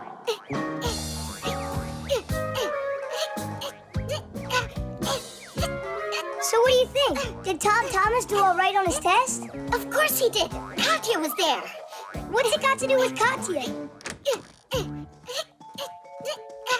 Hey, Fixies. How's it going?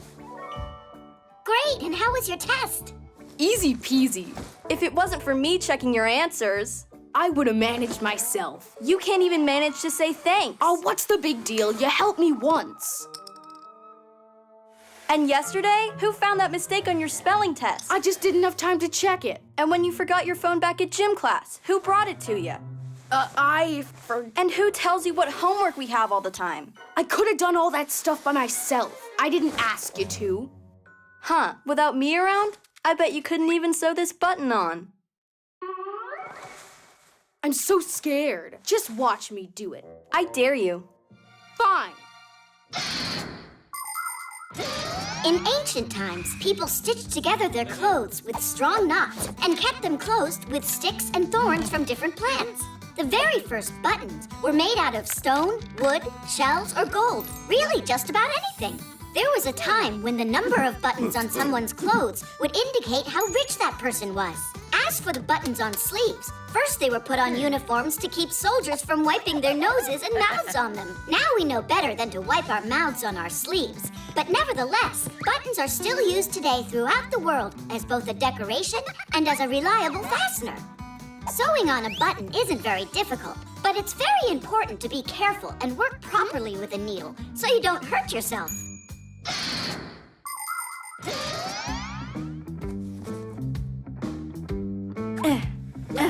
What's going on? Tom Thomas, you want me to help you? Yeah, Tom Thomas. Need some help there? I'm fine.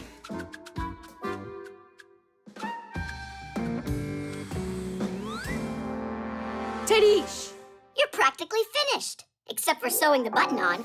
You don't know how to do that. What's there to know, Nolik? Stop! How about you try practicing first on this? Be careful, that needle is sharp. Don't distract me. Ow! That's what happens when you forget to follow the safety rules. Here's the thimble. Know how it works?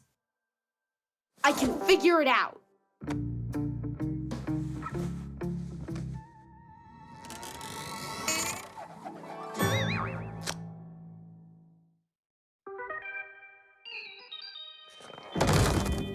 We gotta do something about this. Oh, Katya! One of the buttons on your backpack. Look, it fell off, see? It's just awful. Tom Thomas, do you have another needle?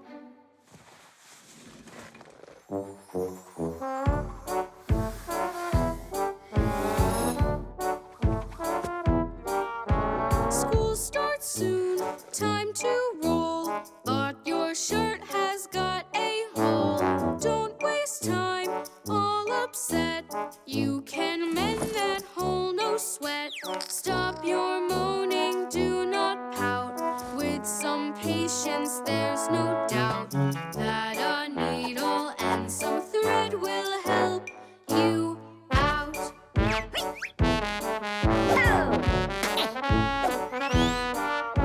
Brand new coat, warm and soft, but a button just popped off. Don't waste time, all upset. You can mend that hole, no sweat. Stop your moaning, do not pout. With some patience, there's no doubt that a needle and some thread will help you out.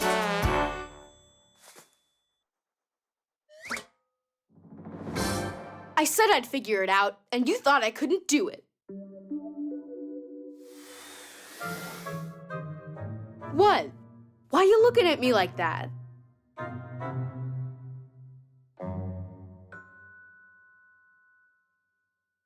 Oh, yeah. Katya. Well, how do they say it? Thanks for helping. You're welcome. Good going. Only, you know what? I'm not going to check your answers tomorrow. You won't? But I'd be happy to help you study for it if you'd like.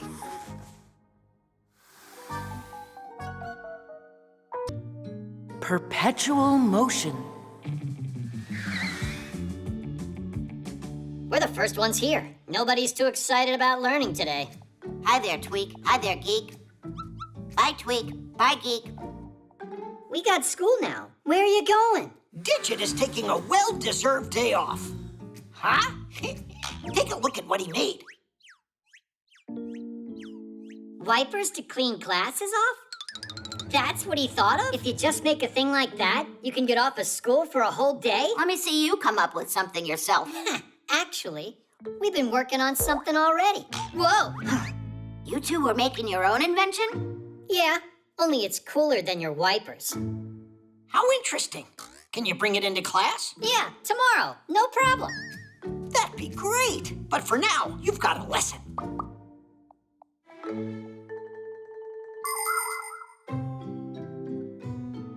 It is quite original. But yesterday, I gave you the day off class so you could get some rest, not keep working. By the way, I thought the twins were bringing in their new invention with them. Here I am. Where's Geek? Geek will be here soon. But we don't have to wait. And here's our perpetual motion machine that I'll be showing you today. Perpetuum mobile? What? Sounds very intriguing. I can't wait to see it. Are you ready? Ta-da! Now I can go home, right? No one ever invented a machine with perpetual motion. Just imagine how great it would be if we could have perpetual motion machines. You start the machine up once, and then it would continuously move heavy loads, push water through pipes, or create heat and light, all without ever stopping, charging, or refueling. Scientists have been trying to create this kind of machine for ages, but so far, they have never been successful, because the very idea of perpetual motion goes against the laws of physics. Stop trying to be so smart. Look, it's working, isn't it? I gotta figure out how. What's there to figure out? All that matters is that we promised, and we did it. Examine it if you want. And Tweak, you're free to go. But he'll break it if I go home now. Well, then stay if you'd like.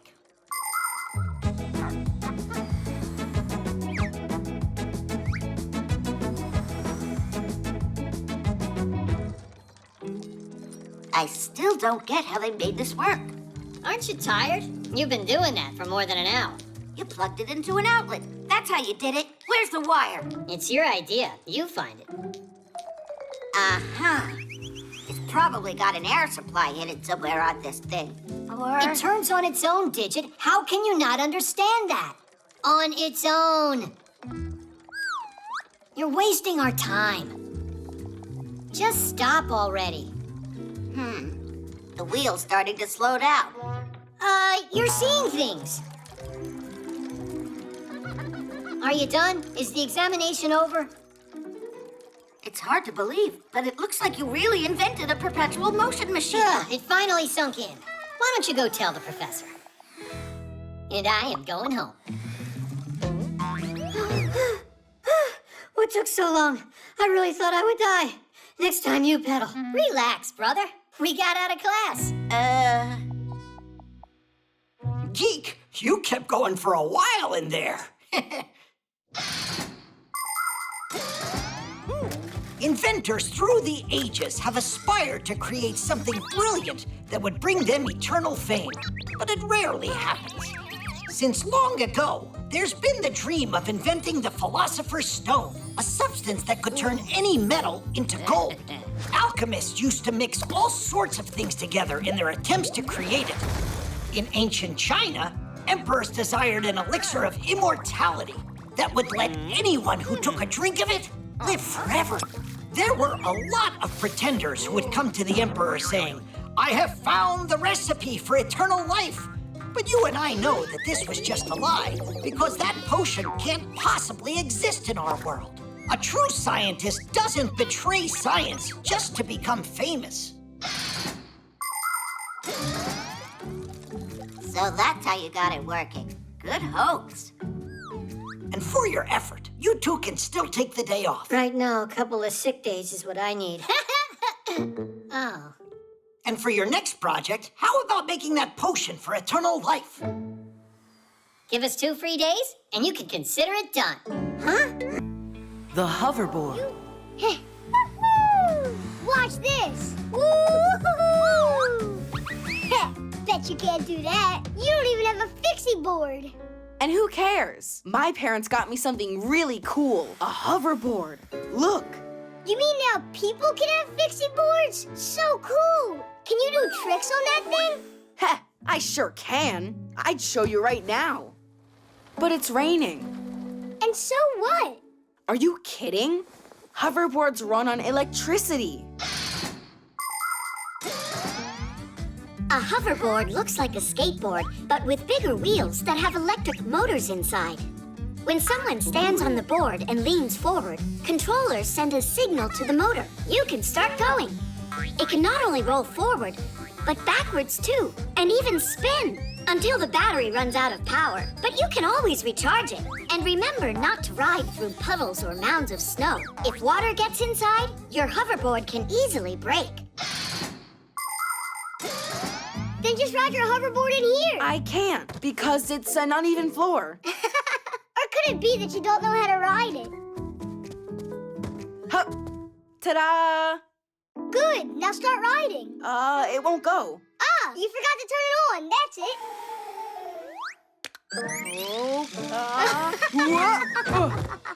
Don't laugh at me, Nolik. It's the floor's fault. I'd even fall off a scooter in here. Uh-huh, whatever you say. If you think you're such a pro, then why don't you help me out here? Yeah, sure. Instructor Nolik will teach you everything you need. Just do what I do. But first put a helmet on your head. Go like this. How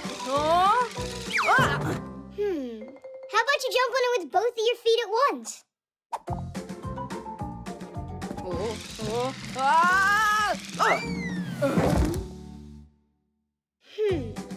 How about jumping on it backwards? That's scary. Don't worry. Just close your eyes.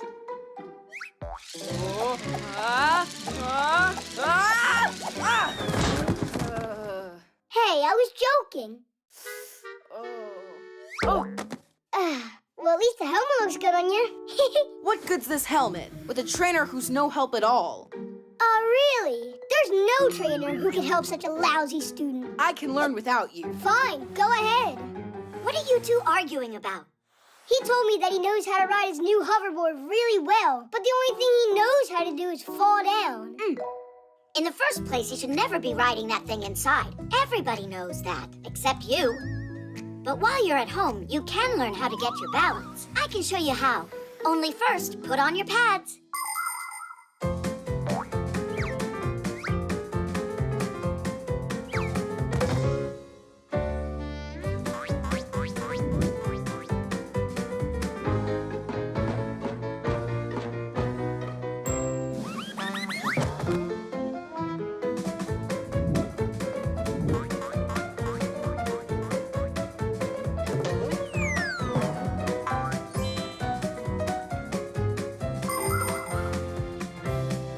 Class! Simka, you're a really great trainer.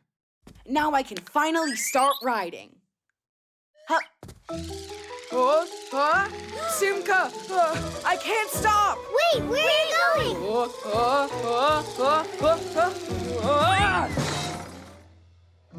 Thank goodness he was wearing his helmet. And those pads. On segways, hoverboards, and electric scooters, it's easy to pick up speed and fly like the wind. That's why when you ride any of these vehicles, please do it with care. Always wear protective pads and a helmet. While you're riding, it's important to pay attention to what's in front of you and to your sides. Someone could suddenly appear from around the corner. If you get to a road that you need to cross, you have to get off of your vehicle and walk it. Remember, you're not the only one out there, and you have to share the road with others. Everyone should feel safe. Pedestrians walk along their paths. You ride to their side, and cars are driving on the roads. It's really nice when everybody respects each other. Ouch, that hurts. Tom Thomas, are you all right? Didn't we agree we'd go outside after the rain's over? What? Couldn't wait to give it a ride? I hear ya. I want to give it a little ride, too. Now just sit back and watch your dad show you how it's done. Yep. As the saying goes, like father, like son. Trash.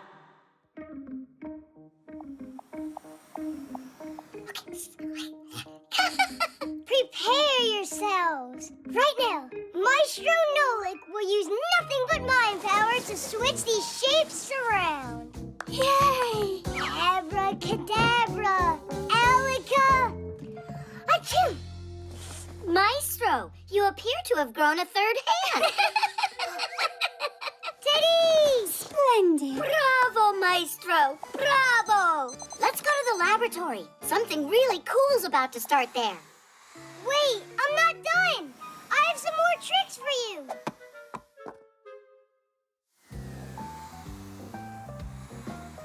Oh, dear colleagues, so glad you're here. Have a look at my latest invention. It's a mini recycling factory for trash. Are you ready for some magic? You mean a trick? Professor, your report. Oh, there's so much trash in here. Professor Eugenius, why don't I throw it out? Stop out of this trash, as you call it, Elisa. We can create wondrous new things. Again, you've made a mess in here. What happens with that trash that you've gathered into a bag and thrown out? It's taken by a trash truck, together with other trash that's been collected, to a dump. And there, what once started as a small pile can gradually grow into a huge mountain of trash. And more trash keeps coming every day. Oh, Marcia! To stop trash from threatening the lives of every living thing, it needs to be recycled. Everybody's help is important here, from the world's big humans to us little Fixies. All right, let's begin. Throw the old cans in there. Into here? Into there. Into here. Mm-hmm.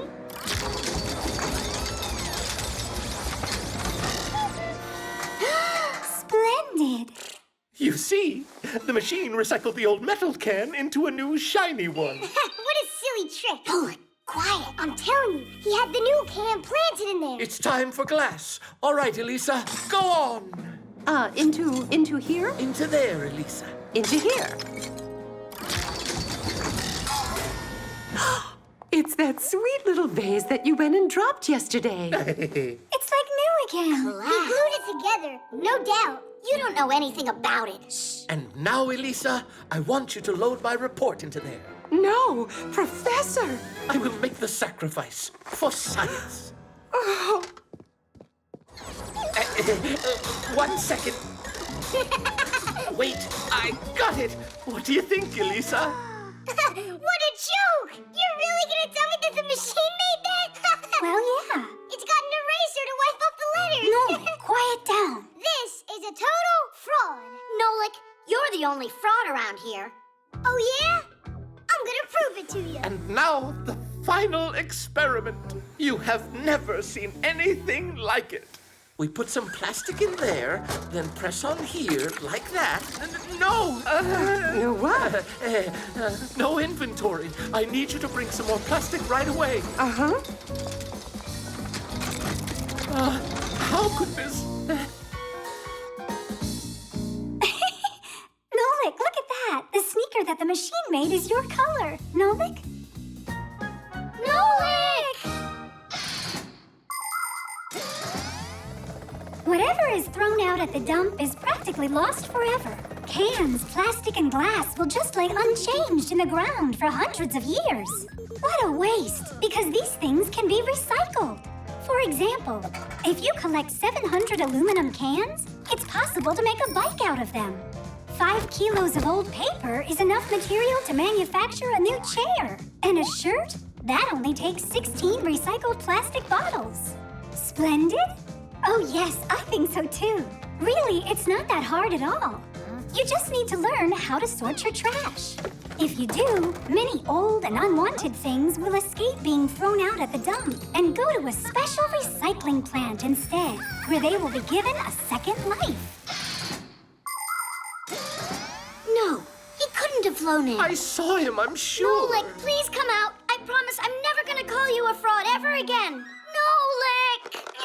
I'm here, don't worry. Oh, Nolik, you're okay. Nolik! Ooh. Oh, Nolik, you really scared us. You're alive. I couldn't find anything at all in there. No cans, no vases. There wasn't even any toilet paper. And you didn't believe it. Professor, how do you do it? You know, I With his mind power. How did you know that? The roller coaster.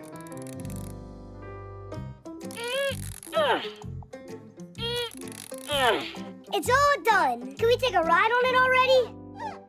You need to tighten those up, and these a bit more.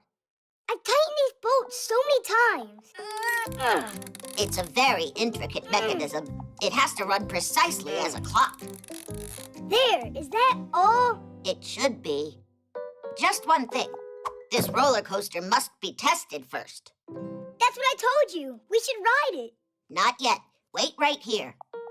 And don't touch anything, all right?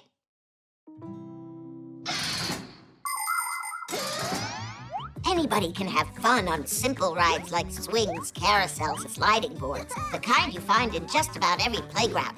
But for real excitement, nothing beats the huge rides at amusement parks that can lift you up at high speed, twirl you around and around, or even send you upside down. Before any of these rides are open to the public, they go through a long and thorough inspection, with the first passengers being heavy bags or mannequins. Oh, whoa! Looks like we came to the right place. Is this your roller coaster? Mine and Digit's. Hey! Digit said not to turn it on. We still have to test out this ride. So, test it on us. Without Digit? Ugh, enough already with Digit. Digit, you scared to start it yourself? Me? Well, yeah. Why's Digit allowed and you're not? Yeah, why not? I know how to use these buttons too. Are you ready?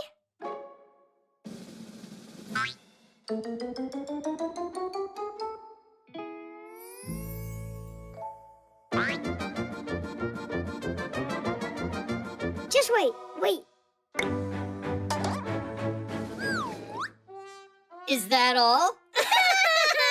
Yeah, guess we gotta wait for Digit. All right, let us out. How? It's enough joking around. Let us out! It's awesome! Ha, super! Huh? One more?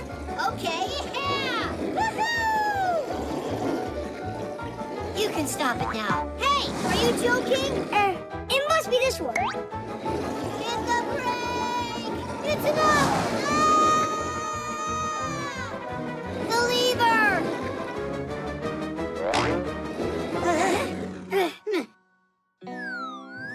How long we gotta hang here? I thought you said you knew how to work this thing. I didn't think it was so hard. No! Don't touch anything. That's enough testing for now. We'd rather hang. When's Digit gonna finally get back here? Nolik, didn't I tell you not to touch it? I don't even want to imagine what would have happened if they fell down from there.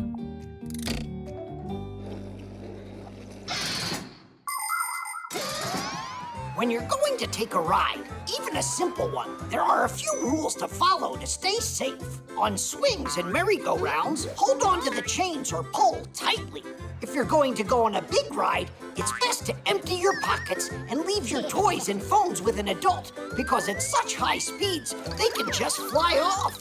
Always make sure to check that your seatbelt is securely fastened, and under no circumstance should you unbuckle it. It's also dangerous to take food on a ride. You can choke on it and make a mess on your neighbor. Only go on rides if there's a supervisor there to run it. And it should go without saying that you should never touch anything that you're not supposed to. There you have it. Just follow these simple rules and enjoy the ride.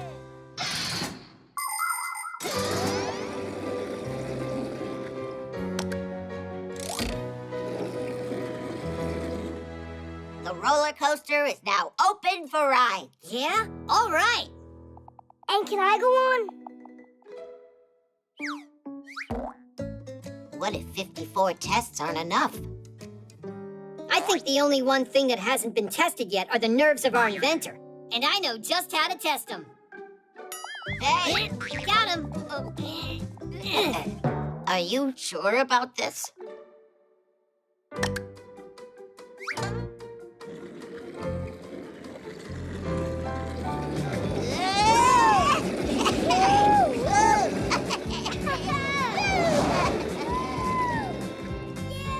Huh, we haven't tried pressing this button yet. Don't press it! It's a surprise! A surprise. Meant for Tula. That was awesome! One more time! Saving energy. So, now you know how important it is to save energy.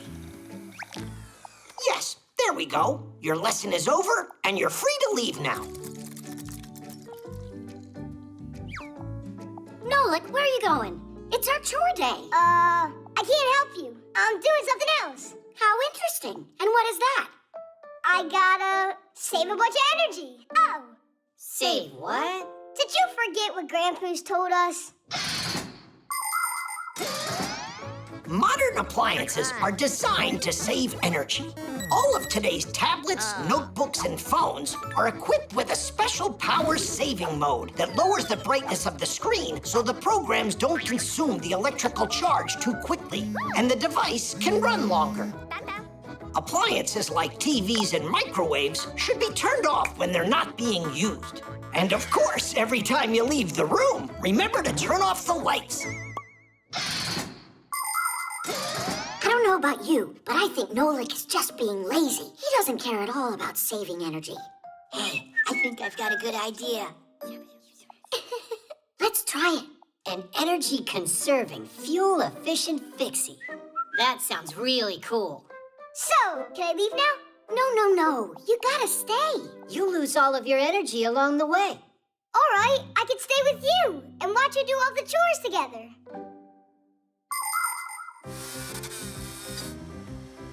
Simka, it's still dirty over here by the fan. And what would we have done without your valuable advice here? Guys, can you be more careful? Look, it's dirty. And all that yapping? Uses lots of energy too, you know. That looks hard. Why are you trying to lift it up? Why don't you tilt it? To the side. No, the other one. I'm so glad that at least one of us is saving his energy. Well done. You're really a good team, you guys. Next, that corner could use some cleaning. Will you help us, Nolik? Nah, I haven't saved enough energy yet.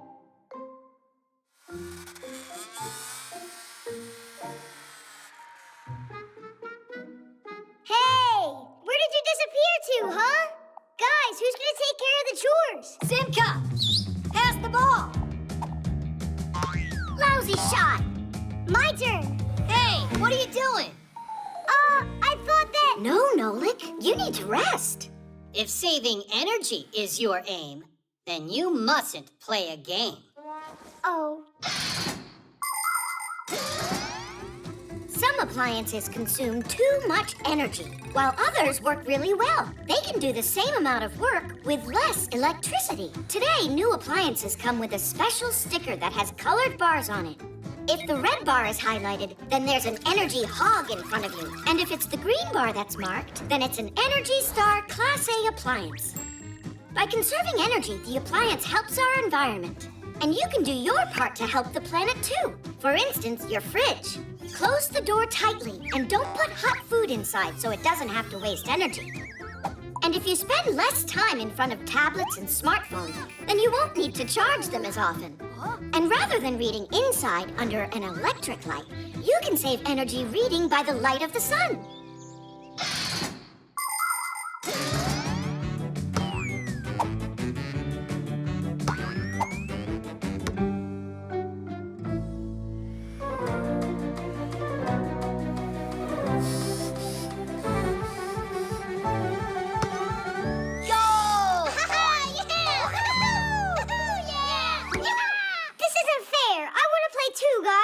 Want to play? What about conserving energy? I've conserved a lot of energy. It's true. A ton. Catch it, Geek.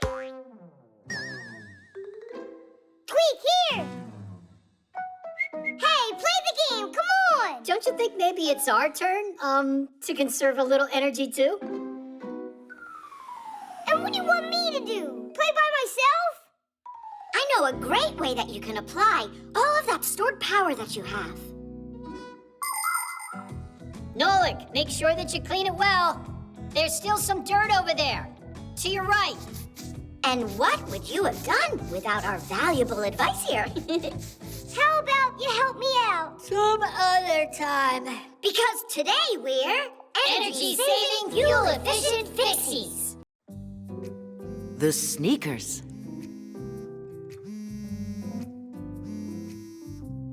Good morning. How are you, Katya? Hey, Tom Thomas. Look at these cool sneakers my mom bought me. They light up. Whoa! Aren't they awesome? You don't have sneaks like this. And why are you so sure of that? I got 'em. Yeah? Show me. All right, I'll show you. Only, I gotta use the bathroom. Call you back soon. Do you really have light-up sneaks like you told her? No. But you know, I have these two friends. They can make almost anything in the world. Light-up sneaks included. Or maybe they can't do it? Actually, they could do it. They would be no problem. Just attach the little lights and you're done. All right, Nolik, you get the batteries. And Tom Thomas, you get your sneaks. Uh-huh. And I'm off to the laboratory to get light-emitting diodes.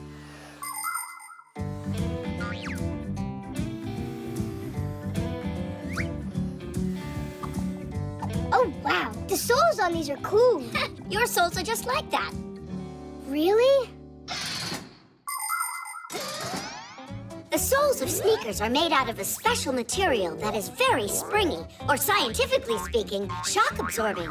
That's why if you walk in sneaks for a long time, or run or jump, your back and legs won't get tired. The bottom of the sole is never smooth. It has a lot of bumps and pits, or even spikes, so you won't slip on grass. Sneakers also have little holes or mesh, so your feet don't get too hot and sweaty.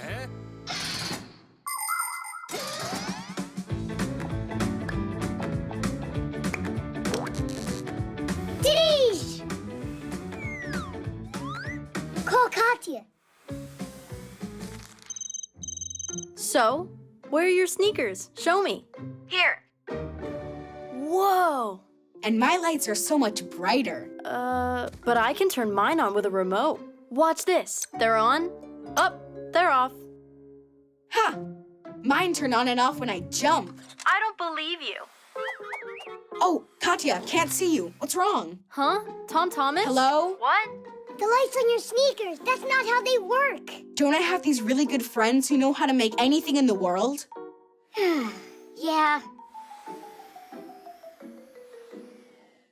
Hello? Hello? Tom Thomas. Oh, everything's working fine again. Watch this. Hup.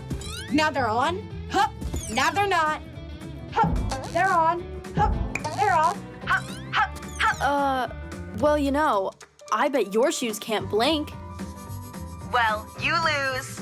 And my sneaks don't just blink. They can change colors, too. Tom Thomas? Don't you know how to do it? We don't. These lights have one color, that's all. Just one last thing for me. Can you see me? Ugh. Nolik, I got it. Grab your paint gun. Uh-huh. Look, now all the lights are white. But if I want, they can be green, or they can be blue, or I can make them orange if I want to.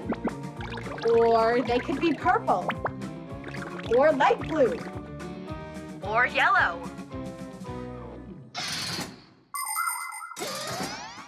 Do you know why little light-emitting diodes are able to burn so brightly? The secret to this wonderful invention is a special multi-layered chip located inside the diode that conducts electricity. These chips are made from thin, round wafers that get many layers added to them. The wafers are then cut into thousands of tiny square pieces, the chips. These chips have atoms with electrons that travel around the nucleus. The electrons are able to transport electricity. When electricity's run through the chip, the electrons get pumped up and immediately start jumping from their places, leaving little traces behind them. When another electron bounces into those empty places, it lets off a little flash called a photon. And these photons, they're the light coming out of the diode.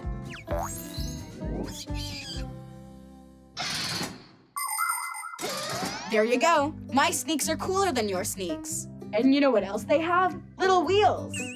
Yours have wheels on them? What wheels are you talking about? Simka? Oh. Well, I have these really good friends that know how. They're really good friends. You know what? I think you should ask those friends to help you out. We need to go. Right, Nolik? Right. And we're taking our lights, too. Tom Thomas, that wasn't fair. Not fair at all. I agree. Wheels would have been just too much work. Aha! I see it wasn't only me using the Fixies to do everything. Those two can sure keep coming up with crazy ideas. Uh-huh. First this one, then that one.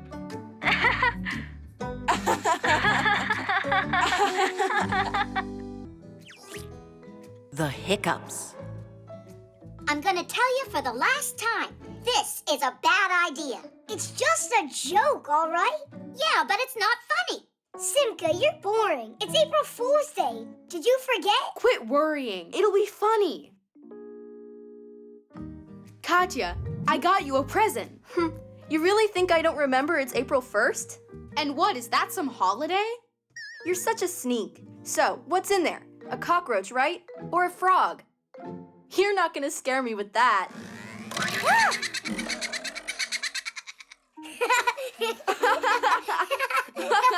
Come on, what is wrong with you? Haha, we got ya, April Fool. You scared me half to death, you two. Hey, come on. We were just joking. Great joke. Way to go. You ended up giving the hiccups to her. Humans use their lungs to breathe with the help of special muscles, the intercostal and the diaphragm. When these muscles contract, you inhale, and when they relax, you exhale. On its way in, air passes through the vocal cords. If you swallow unchewed food, drink a lot of water in one gulp, or just get scared, then the diaphragm starts contracting uncontrollably. These contractions make the vocal cords close very, very quickly, which produces a sharp sound that is called a hiccup.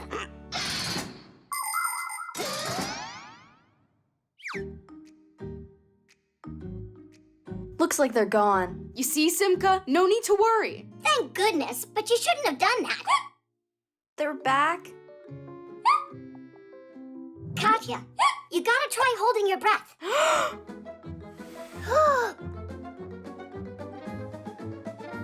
Hold it, hold it. I can't anymore. Well, did they stop? Ah! Someone told me if you have hiccups, someone's thinking about you right now. You're right. But who? Mom? Guess not. Your dad. Not him. Chusaka. For real, Chusaka. Nolik. Sorry. The chameleon? Maybe my teacher? Santa Claus? In April? All right. We need a different method. Nolik, why aren't you helping? Do you know anything we can try? Of course I know. You need to jump up and down on one leg and count while you're doing it. What? Nice try there. And think of something yourself. All right, we'll try your method. 1, 2, 3, 4, 5. How long should I count? I didn't figure that out yet. You mean you just came up with this idea? But look, your hiccups are gone. You're right. Aw, thanks, Nolik. You saved the day. People like joking so much that they even came up with a holiday for it. April Fool's Day. For centuries, kids and adults have been playing tricks on each other on that day. For instance, 300 years ago, a crowd of townsfolk gathered together to watch a unique show. But when the curtains opened, there was nobody on the stage. But that's what happens, and if you're not careful, you could get fooled too. One time, they showed a story on television about harvesting pasta that grows on trees, and many people believed it. How funny is that? Yes, tricks and jokes can be lots of fun, but it's important that they not be mean. Before playing a trick on someone, think about whether you would find it funny if someone did it to you.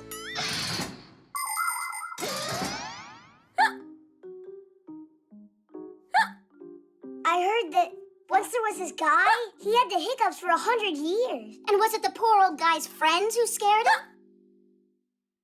An idea. You need to eat something really sour. Do you have a lemon? Thanks. Why don't you eat it first? Why would I? You got the hiccups. It's all because of you and your stupid tricks. Well, it's not my fault that you can't take a joke. Ah! What was that? Happy April Fool's Day. And now it's you, Katya? Well, at least your hiccups are gone. Huh. You're right, they are. Simka picked a pack of pickled pack-a-mats. Hooray! Tidish!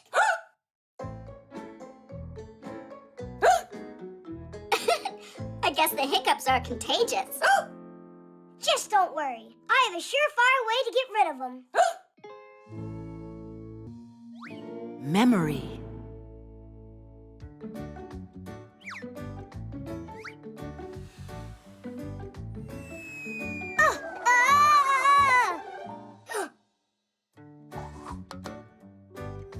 Thomas. Ow! Watch what you're doing. Ow! What, your room wasn't messy enough? Nah, Mom said whichever stuff I don't need I should throw out, but I don't know which stuff is the stuff I don't need. Can I help you? All right. Well, this goes there. And this goes there too. Hey, that's a wheel from the first toy car I ever had. It's a really good memory. Well, there's no way you need this pen cap. I do need it. It's from Katya's old pen. So you're gonna keep it? Uh-huh. And this broken flashlight? Even we couldn't fix it. All right, all right. And this cube. Remember how you glued it together? Your memory's amazing. You're like a computer. Memory is what helps humans not to forget anything.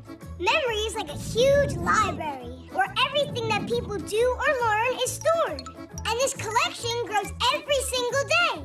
Computers, tablets, and phones have memory too. Only theirs is limited and can get filled up at the very worst time. But you can add memory if you have to by adding a memory card, using an external drive, or putting files on the cloud through the internet. Cool, we did it. The memories are stored away. One last thing. Done. Hey! Papas and I almost got thrown out because of that feather. That's why I did it. It belongs in a trash can. But this is a memory too. No! Whoa! But you filled up the whole box. No, like, it's not your box. I get to choose what goes in it. What's that? Huh? Let go! Or you're not my friend anymore. Tom Thomas, great job. Just look how much trash you found. No, Mom. That's all the stuff I want to save. And this? Are you sure? Should we make your room into a storage locker? We can move your bed out there. What do you want to do that for? It's because there won't be any room left in here pretty soon. Why don't you pick out what's really valuable to you? All right. There you go. Now that's a lot better. It's the most valuable thing. For real. Your choice. Nolik, Mom's gone now. Nolik, where did you go? Memorabilia helps us remember things we have enjoyed. They could be photos, drawings, figurines, magnets, just about anything. But when you have too many of them piling up and they're not organized at all, those pleasant memories can quickly disappear. If you want to organize your pictures, you can scan them and store them inside your computer. You can nicely arrange your figurines on a shelf and keep them dusted. And while you're getting organized, if you find something you don't need, you don't have to just throw it out. Try to figure out if there's some new way that you could use it. For instance, a cracked kettle could become a lovely flower pot. And don't forget, before you buy something new, really think about it. Maybe you already have it at home. Nolik, are you mad at me? Nolik? Mom, stop!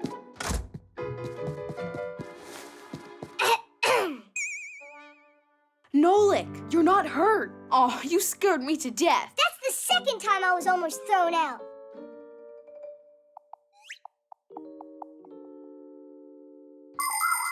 Come on, stop sulking. I said I was sorry, didn't I? And I saved the feather as a memory. Huh? So we won't fight anymore. Maybe we should throw that feather out. It only caused suffering for both me and you. But what about the memory? That kind of thing you don't forget. Anyhow, I took something else from the trash can for the memory. A wrapper? Uh-huh. You remember when you ate a ton of candy and then your tooth had to get pulled? When was that? Your memory looks like it ran out of memory. The quadcopter. Katya, would you like to go with me? No. Suppose that you wanted... Nah. Just say what you want to say. Katya, let's go to the movies. That's easy for you to say. This is about asking her to go to the movies, not a walk. Ah. Well, in that case, just send a text to her. Or better, write a letter and send it. By the time it gets to her, the movie will be over already.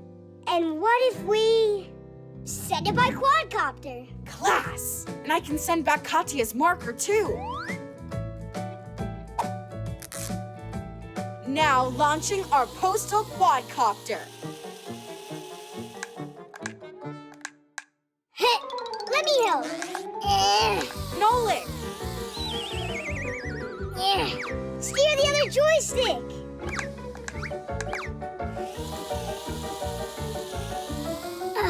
That was a good job.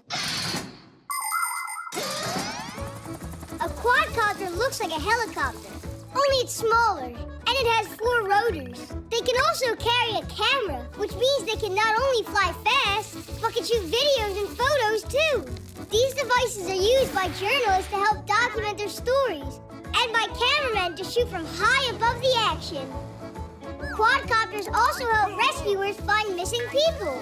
And soon, they'll be delivering groceries and packages.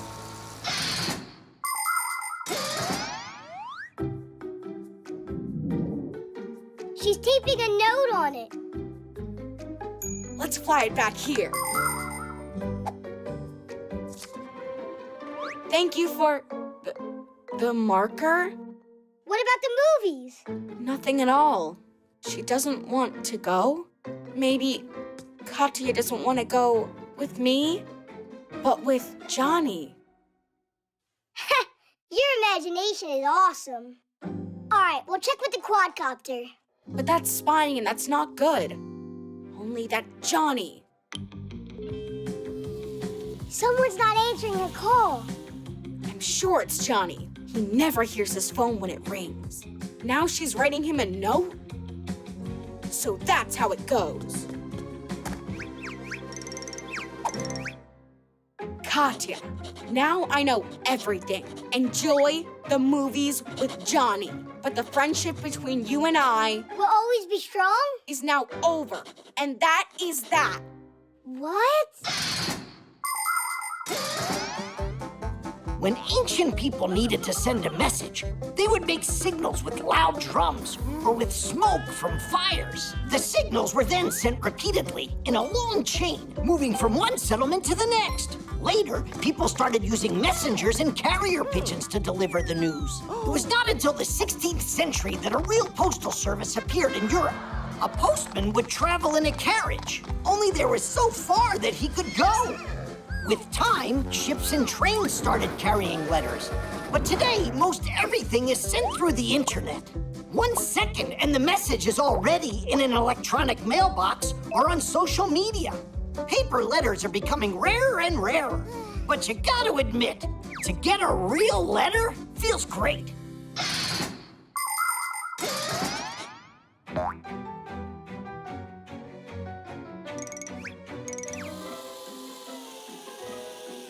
You sure you want to send that back to her? No, I want to hand it to her. But then she'll find out that we were spying. Katya?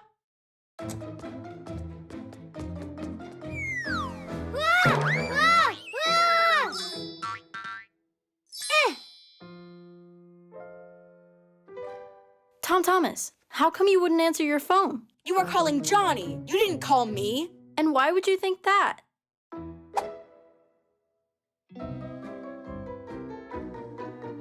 7 missed calls?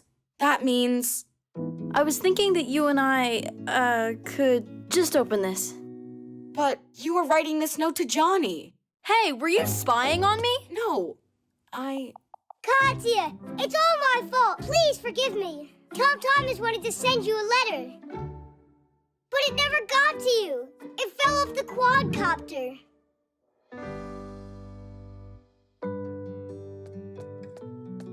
Come on, read already. Tom Thomas, let's go to the movies. Promise you won't spy on me ever again. You pick the movie out. Denise! Dancing. Noontime. I'm starting the experiment.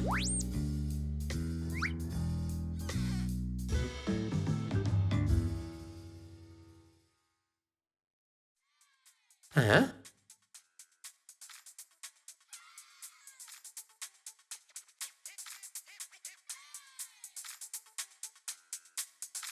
Just what is making that racket?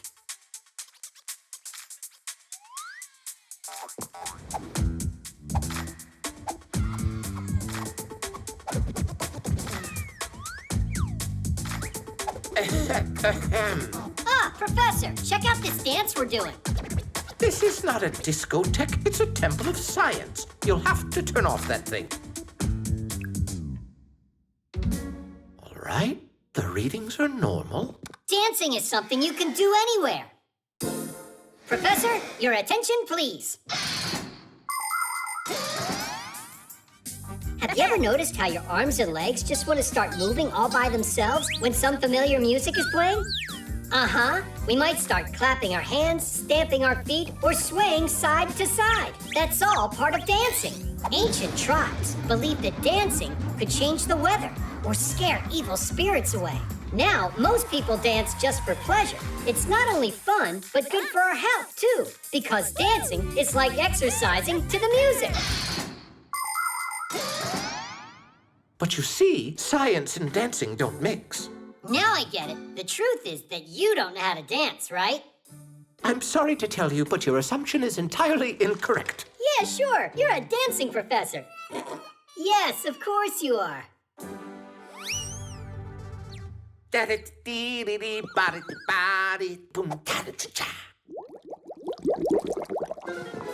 Ooh, yes, the reaction's begun. Let it run a bit longer. Only no more than a minute. Cool dance? Anyone can dance without music. Well, then here we go.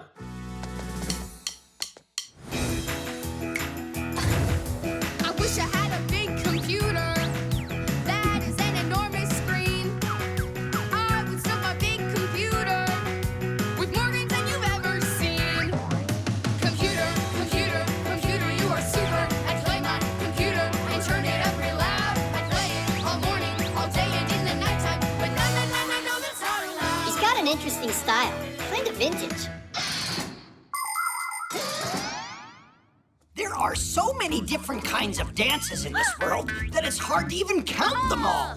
For instance, the roundelay. In that dance, everyone holds hands with one another and walks in a circle. You can find a version of the roundelay in every culture. There are also dances for two, like the waltz, rock and roll, or cha-cha-cha. Some like to dance ballet, some hip-hop, and some tap dancing. As for me, I'm not bad at doing the twist. You start by twisting one of your feet, and now the other.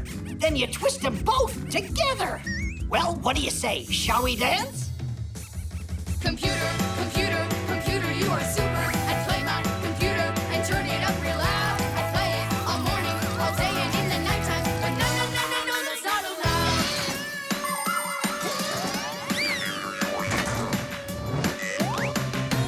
I have got a dream that's burning, a dream that I will not forget. As soon as I become a grown-up, I'll live it every chance I get. It's going to explode. Computer, computer, computer, you are super. I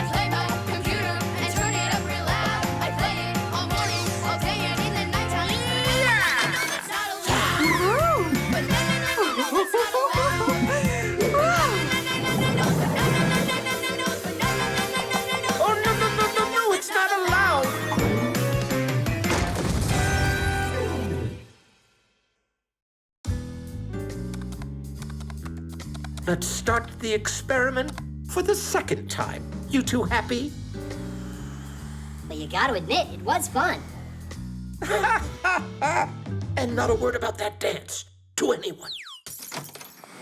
Professor Eugenius, where did you learn to dance so well? Lisa, your eyes play tricks on you. Only you twirled so nicely. That was just my leg falling asleep. You know that science and dancing don't mix. Right, of course not.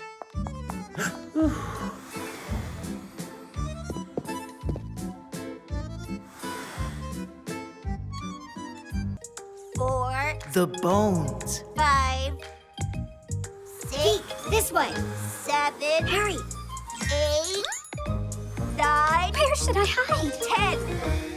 All right, ready or not. Oh, Tula, what happened? You're supposed to be hiding. Digit, there's, over there. There are bones in there. for real? Real bones? They're ancient fossils. Whoa. Wow. What kind of bones are these? A mammoth. A dinosaur.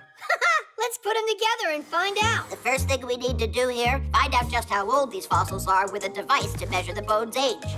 The professor and I were planning on testing all of these bones. How does that thing work? See for yourself. This bone's 1,000,000 years old. No joke? No joke. Oh, what's the picture on there? Just a decoration? Isn't that a radiation sign? Radiation? Isn't that stuff dangerous? In small doses, it's not dangerous at all. And if you're really interested, this kind of radiation's called ionizing. Ionizing radiation, or just radiation as it is more simply called, is a powerful force. Although it can be dangerous if handled improperly, when used safely, it can be very helpful. In airports, subway, and train stations, radiation is used to inspect luggage. If someone tries to sneak their pet cat through security in a suitcase, it'll be discovered right away. And that's not all. Radiation helps detect tiny cracks invisible to engineers in airplanes and rockets. Different kinds of foods are exposed to radiation to get rid of pests and harmful bacteria. And people examine paintings with radiation. If they get lucky, it's possible to discover old sketches and writings, or even find a second masterpiece hiding under the first one. I heard radiation gives off a greenish light. Is that true? It's important to remember that radiation doesn't have color and no smell at all. Why don't we go just check the bones already? Because I am not done yet. And so, I say we do it ourselves then.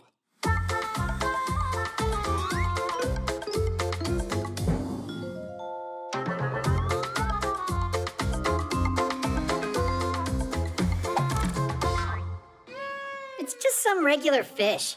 Yeah, real exciting. Let's get out of here. Geek, come check this out. There's more bones? How about there? There are lots more in here. Let's build something cool for Smarty Pants. A special specimen. the skeletons of humans and many animals are made out of bones. They last a long time, and people use them to help figure out when a certain animal lived. How? The secret is in radiation. Bones, as well as living organisms, are a little bit radioactive. In specially equipped laboratories, scientists can take a layer of an ancient bone and pass it through a special machine. The less radioactive particles the machine detects, the older the bone. Ooh, what's that? I think it's an ancient creature. Digital figure it out, right? No doubt about that. The age of this specimen is 10,000 years. Obviously a bird, then. So you think it's a bird? Right, with horns. That is strange. 100,000? That would make it a snake. With wings, you mean? And here, 1,000,000 years old. Then it's a fish. A snake bird fish? Is it possible? Is everything all right? Is there something wrong with your device? Snake, I'm sure. Here it's bird. Here it's fish. And snake. I just don't get what's wrong.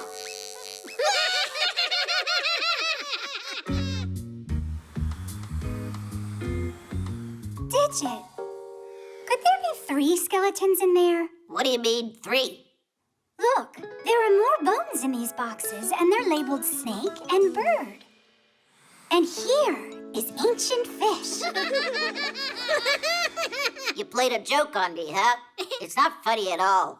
Relax. We didn't mean to insult you. The truth is, your device was right. Not one mistake. Of course not. Radiation's a really good thing if you use it wisely and with proper care. Digit, you're so smart. By the way, you missed some important parts of my lecture. So let's start. Hey, I thought we were playing hide and seek. You're it. But, all right. Here I go. 1, 2. The recording.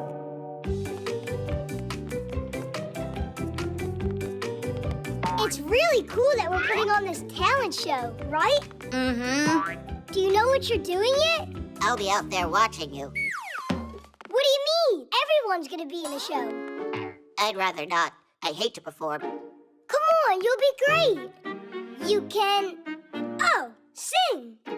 I think I would be better off just giving a lecture. Or could it be that you're just afraid to sing? I'm just not an artist. What a shame. Tool is totally into music. Yeah? I don't know. Let's go. I'm gonna turn you into a star. I, my heart is thumping.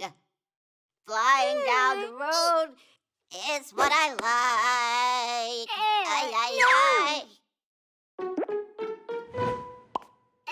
This isn't gonna work. It's, really hard to hear you. Told you I'm not a singer. Wait, you can lip sync the song. Just pretend that I'm singing to the music? It's a cheap scam. It's what all of the stars do. I'm sure Tula will love it. And you don't need to worry about a thing. I'll find one great backing track.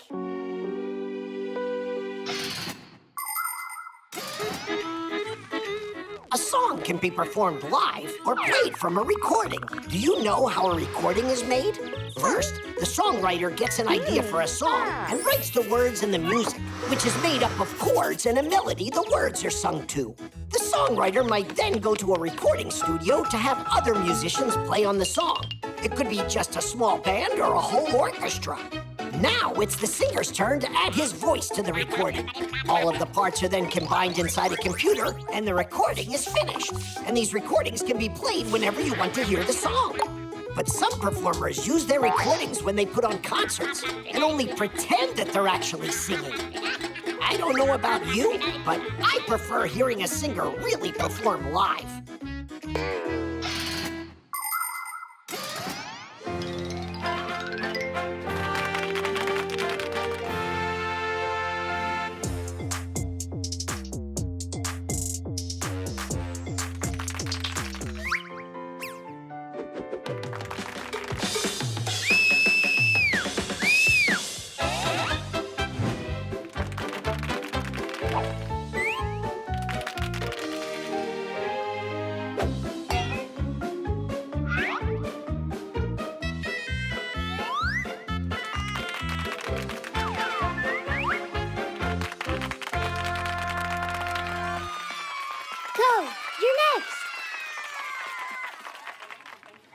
Maybe I should give that lecture.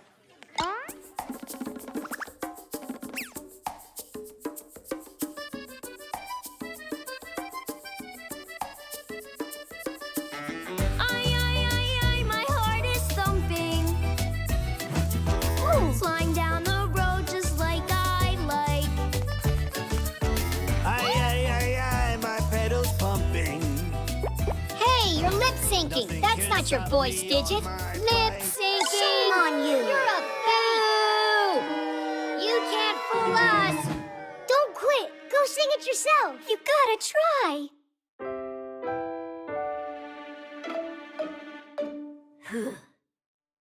Let's ride our bikes from town to town. Let's ride our bikes the whole world round. We'll ride the day through because we love to, And then tomorrow we'll go and ride again. I, my two-wheel wonder.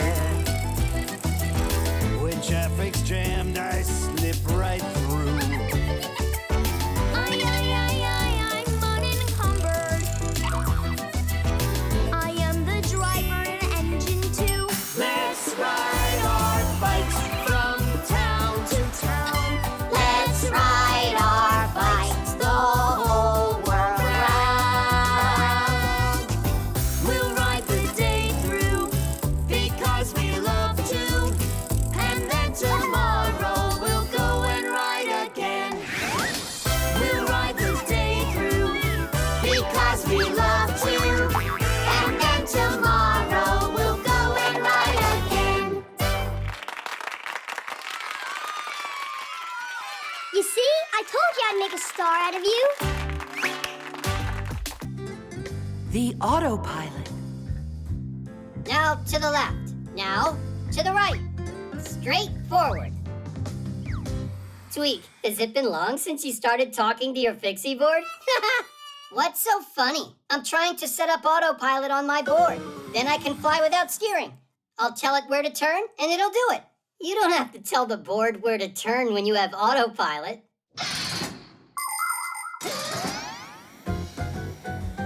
Have you ever seen an airplane flying without a pilot?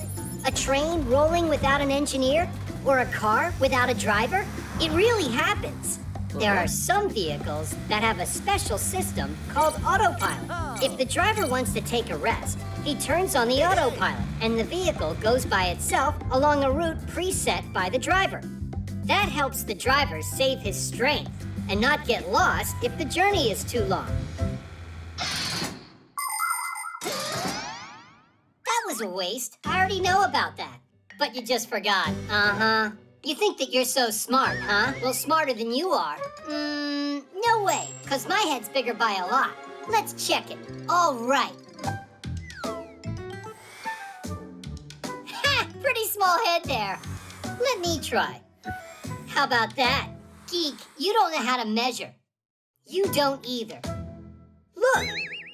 Now we can measure for real. The ruler's not gonna work. Oh! We can use that marker cap. If one of our heads won't fit inside it, we'll know who's smarter. I thought of that before you said it, and I'll try it before you do. Don't you dare!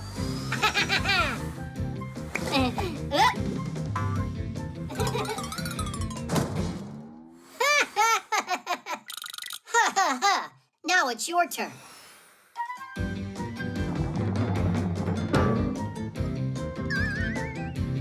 We need something a little bit smaller. Like this?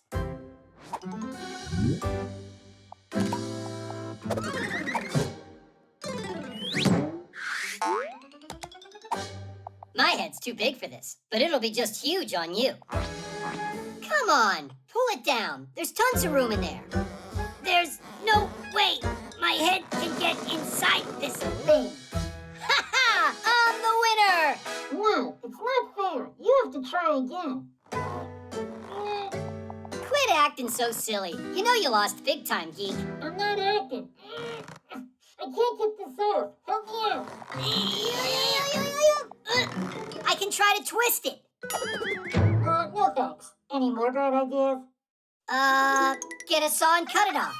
Is that really all that big head of yours can come up with? We should run and get help from Basia. Just brilliant. How am I supposed to run? Fine. If you don't like any of my ideas, you think of some. Fine. Here's one. I'll just get there by using my memory. It'll be like going on autopilot. No, not that way. It looks like your autopilot's a bit broken. Well then, you'll have to be my autopilot. Onward! Many machines today have become quite automatic and quite independent. And I'm not just talking about airplanes with autopilots. At factories and stores, robots have been working alongside people for many years. The most advanced space vehicles travel through space all by themselves and explore other planets. There are some robots that can draw, write poetry, and even learn to play a musical instrument. Does that mean that soon smart machines are going to replace people everywhere? That's highly unlikely, because even state-of-the-art robots lack the most important ability, imagination, as well as the ability to feel, contemplate, or dream. These are all special things that robots can't be programmed to do.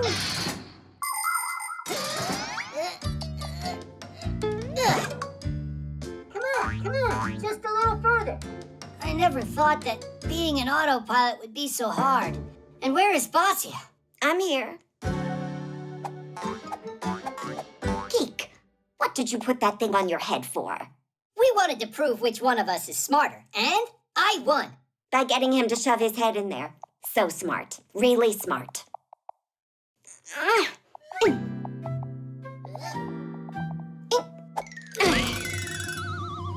There's one thing I still don't get at all. How did you get your head in there?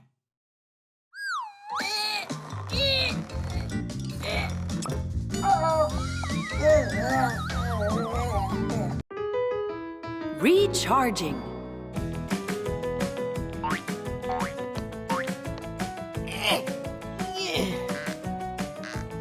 If you'd be so kind, could you please tighten those up faster? Are you tired, Professor? Not at all. Only we're not in the same good shape we used to be. We? As a matter of fact, I am still in awesome shape. Fixie elders like yourself can just use an appliance to recharge. Only if you agree to come and join me in there. You can count me out. I prefer actively recharging. But you certainly can't handle this. Are you serious? That's what I do every day at home. Oh, really? Based on your shape, I'd never have guessed. Oh, are you done? I'm only doing my warm-ups. What is this? Oh, a wireless charging station. What a lucky break. I'd never outlast him without it. What'd you say? I said, should we continue charging up?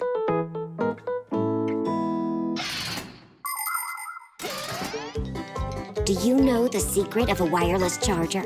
It has coils of copper wire hidden inside. Coils like this can also be found inside of other gadgets, like a telephone. When you plug the charger into an electrical outlet, electricity starts running through the wire, creating a magnetic field inside of the coil. If you put your phone on top of the charger, the phone's coil will pick up that field from the charger, which means electricity is being produced in the phone to charge it, which also means no more tangled wires. Isn't that cool? By the way, phones aren't the only thing that charge this way. You can do it with smart watches and with wireless headphones. It seems like before we know it, wired appliances will become a thing of the past.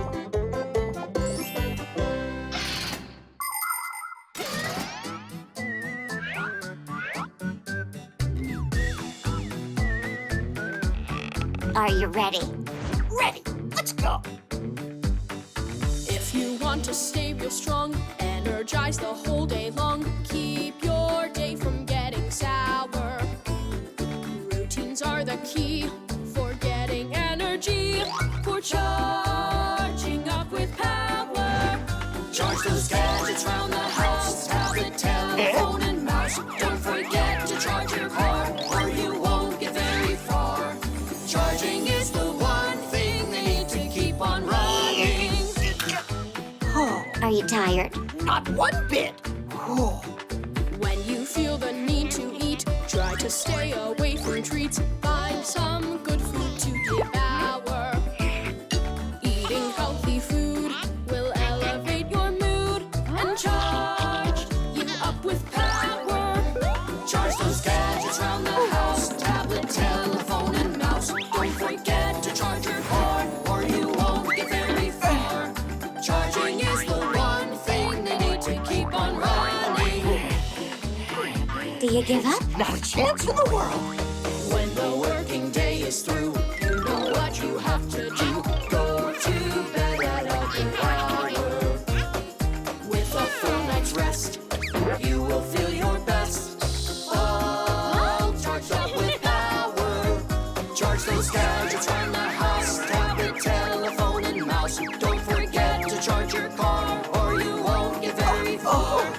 Charging is the one thing they need to keep on running.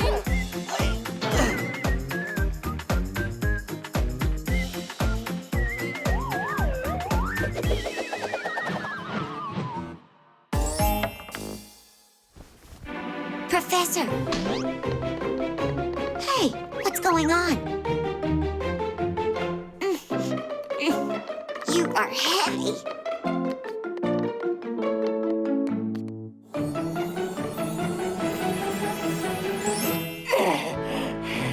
Oh, that was spooky. You can't overstrain yourself like that. You're saying that like you weren't exercising yourself. Where do you get all of that energy? From, well... Wait, is this a wireless charger? I should have guessed that. Just a little unsportsmanlike trick. It sure was. Please, don't be angry. Perhaps another round? No cheating, I promise you.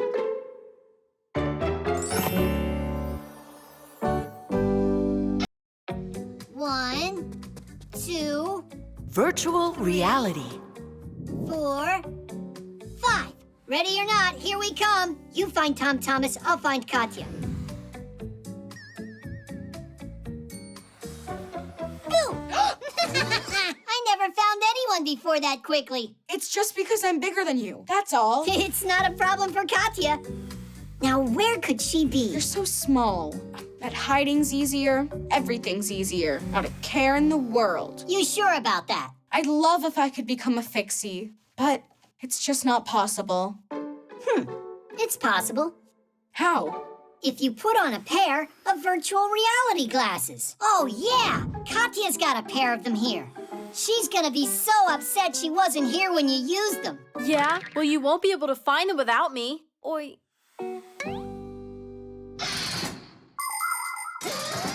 Virtual reality glasses have a pair of lenses inside of them that are each projecting a different image. The left image is very close to the one on the right, but it's shot from a slightly different angle, making the brain believe it's looking at one 3D scene. No matter how far you turn your head, the view doesn't end. By the way, special sensors can track your movements, which means you can use these glasses to play games, take rides, or even exercise.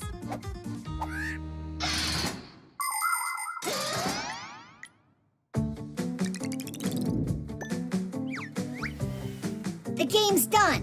What we made for you is so cool. You'll love it. Now we'll see what kind of Fixie you'd be. You need to get to the kitchen on your own and then fix the toaster. You get 5 minutes total. I'll need only 3. Turn on the game. Ah, whoa! Everything's so huge.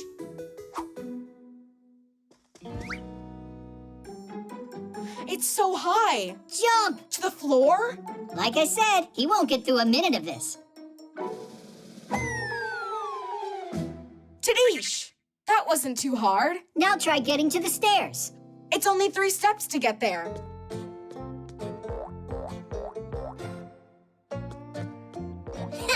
More like 133. Run, Tom Thomas, faster! Woo!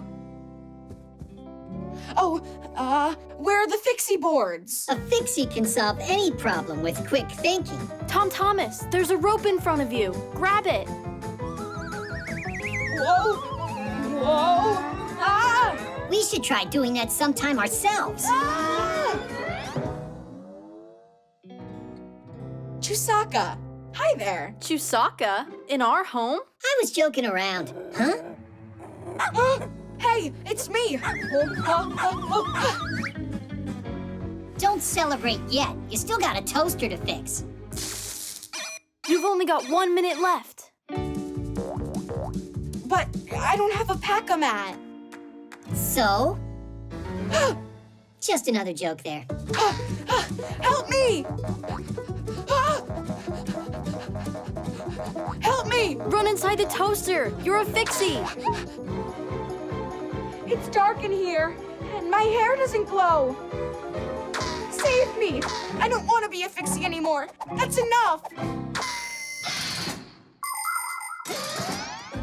The first glasses for seeing three-dimensional pictures were invented as far back as the 19th century. That device was called a stereoscope. Doesn't it remind you of something? Today, people wear quite similar glasses when they watch 3D movies. But let's travel back in time to the last century. It was then that the first entertainment attraction with virtual reality was built. When a person would put his head inside of the machine, he could have found himself feeling like a racer. He'd see the picture, hear the sound, and even smell the scene. And the chair he was sitting on would vibrate. Today, it's not necessary to sit in one place. You can just put a helmet on your head, grab a pair of sensors, and be right inside the game. Save me! Save me! Time's up. You can take the glasses off. Who am I? Where am I? So, is it easy to be a Fixie? Not a care in the world. Actually, I would say being human's easier. I've got another game for us to try. At least I won't have to hide from anyone in this one. No, not again!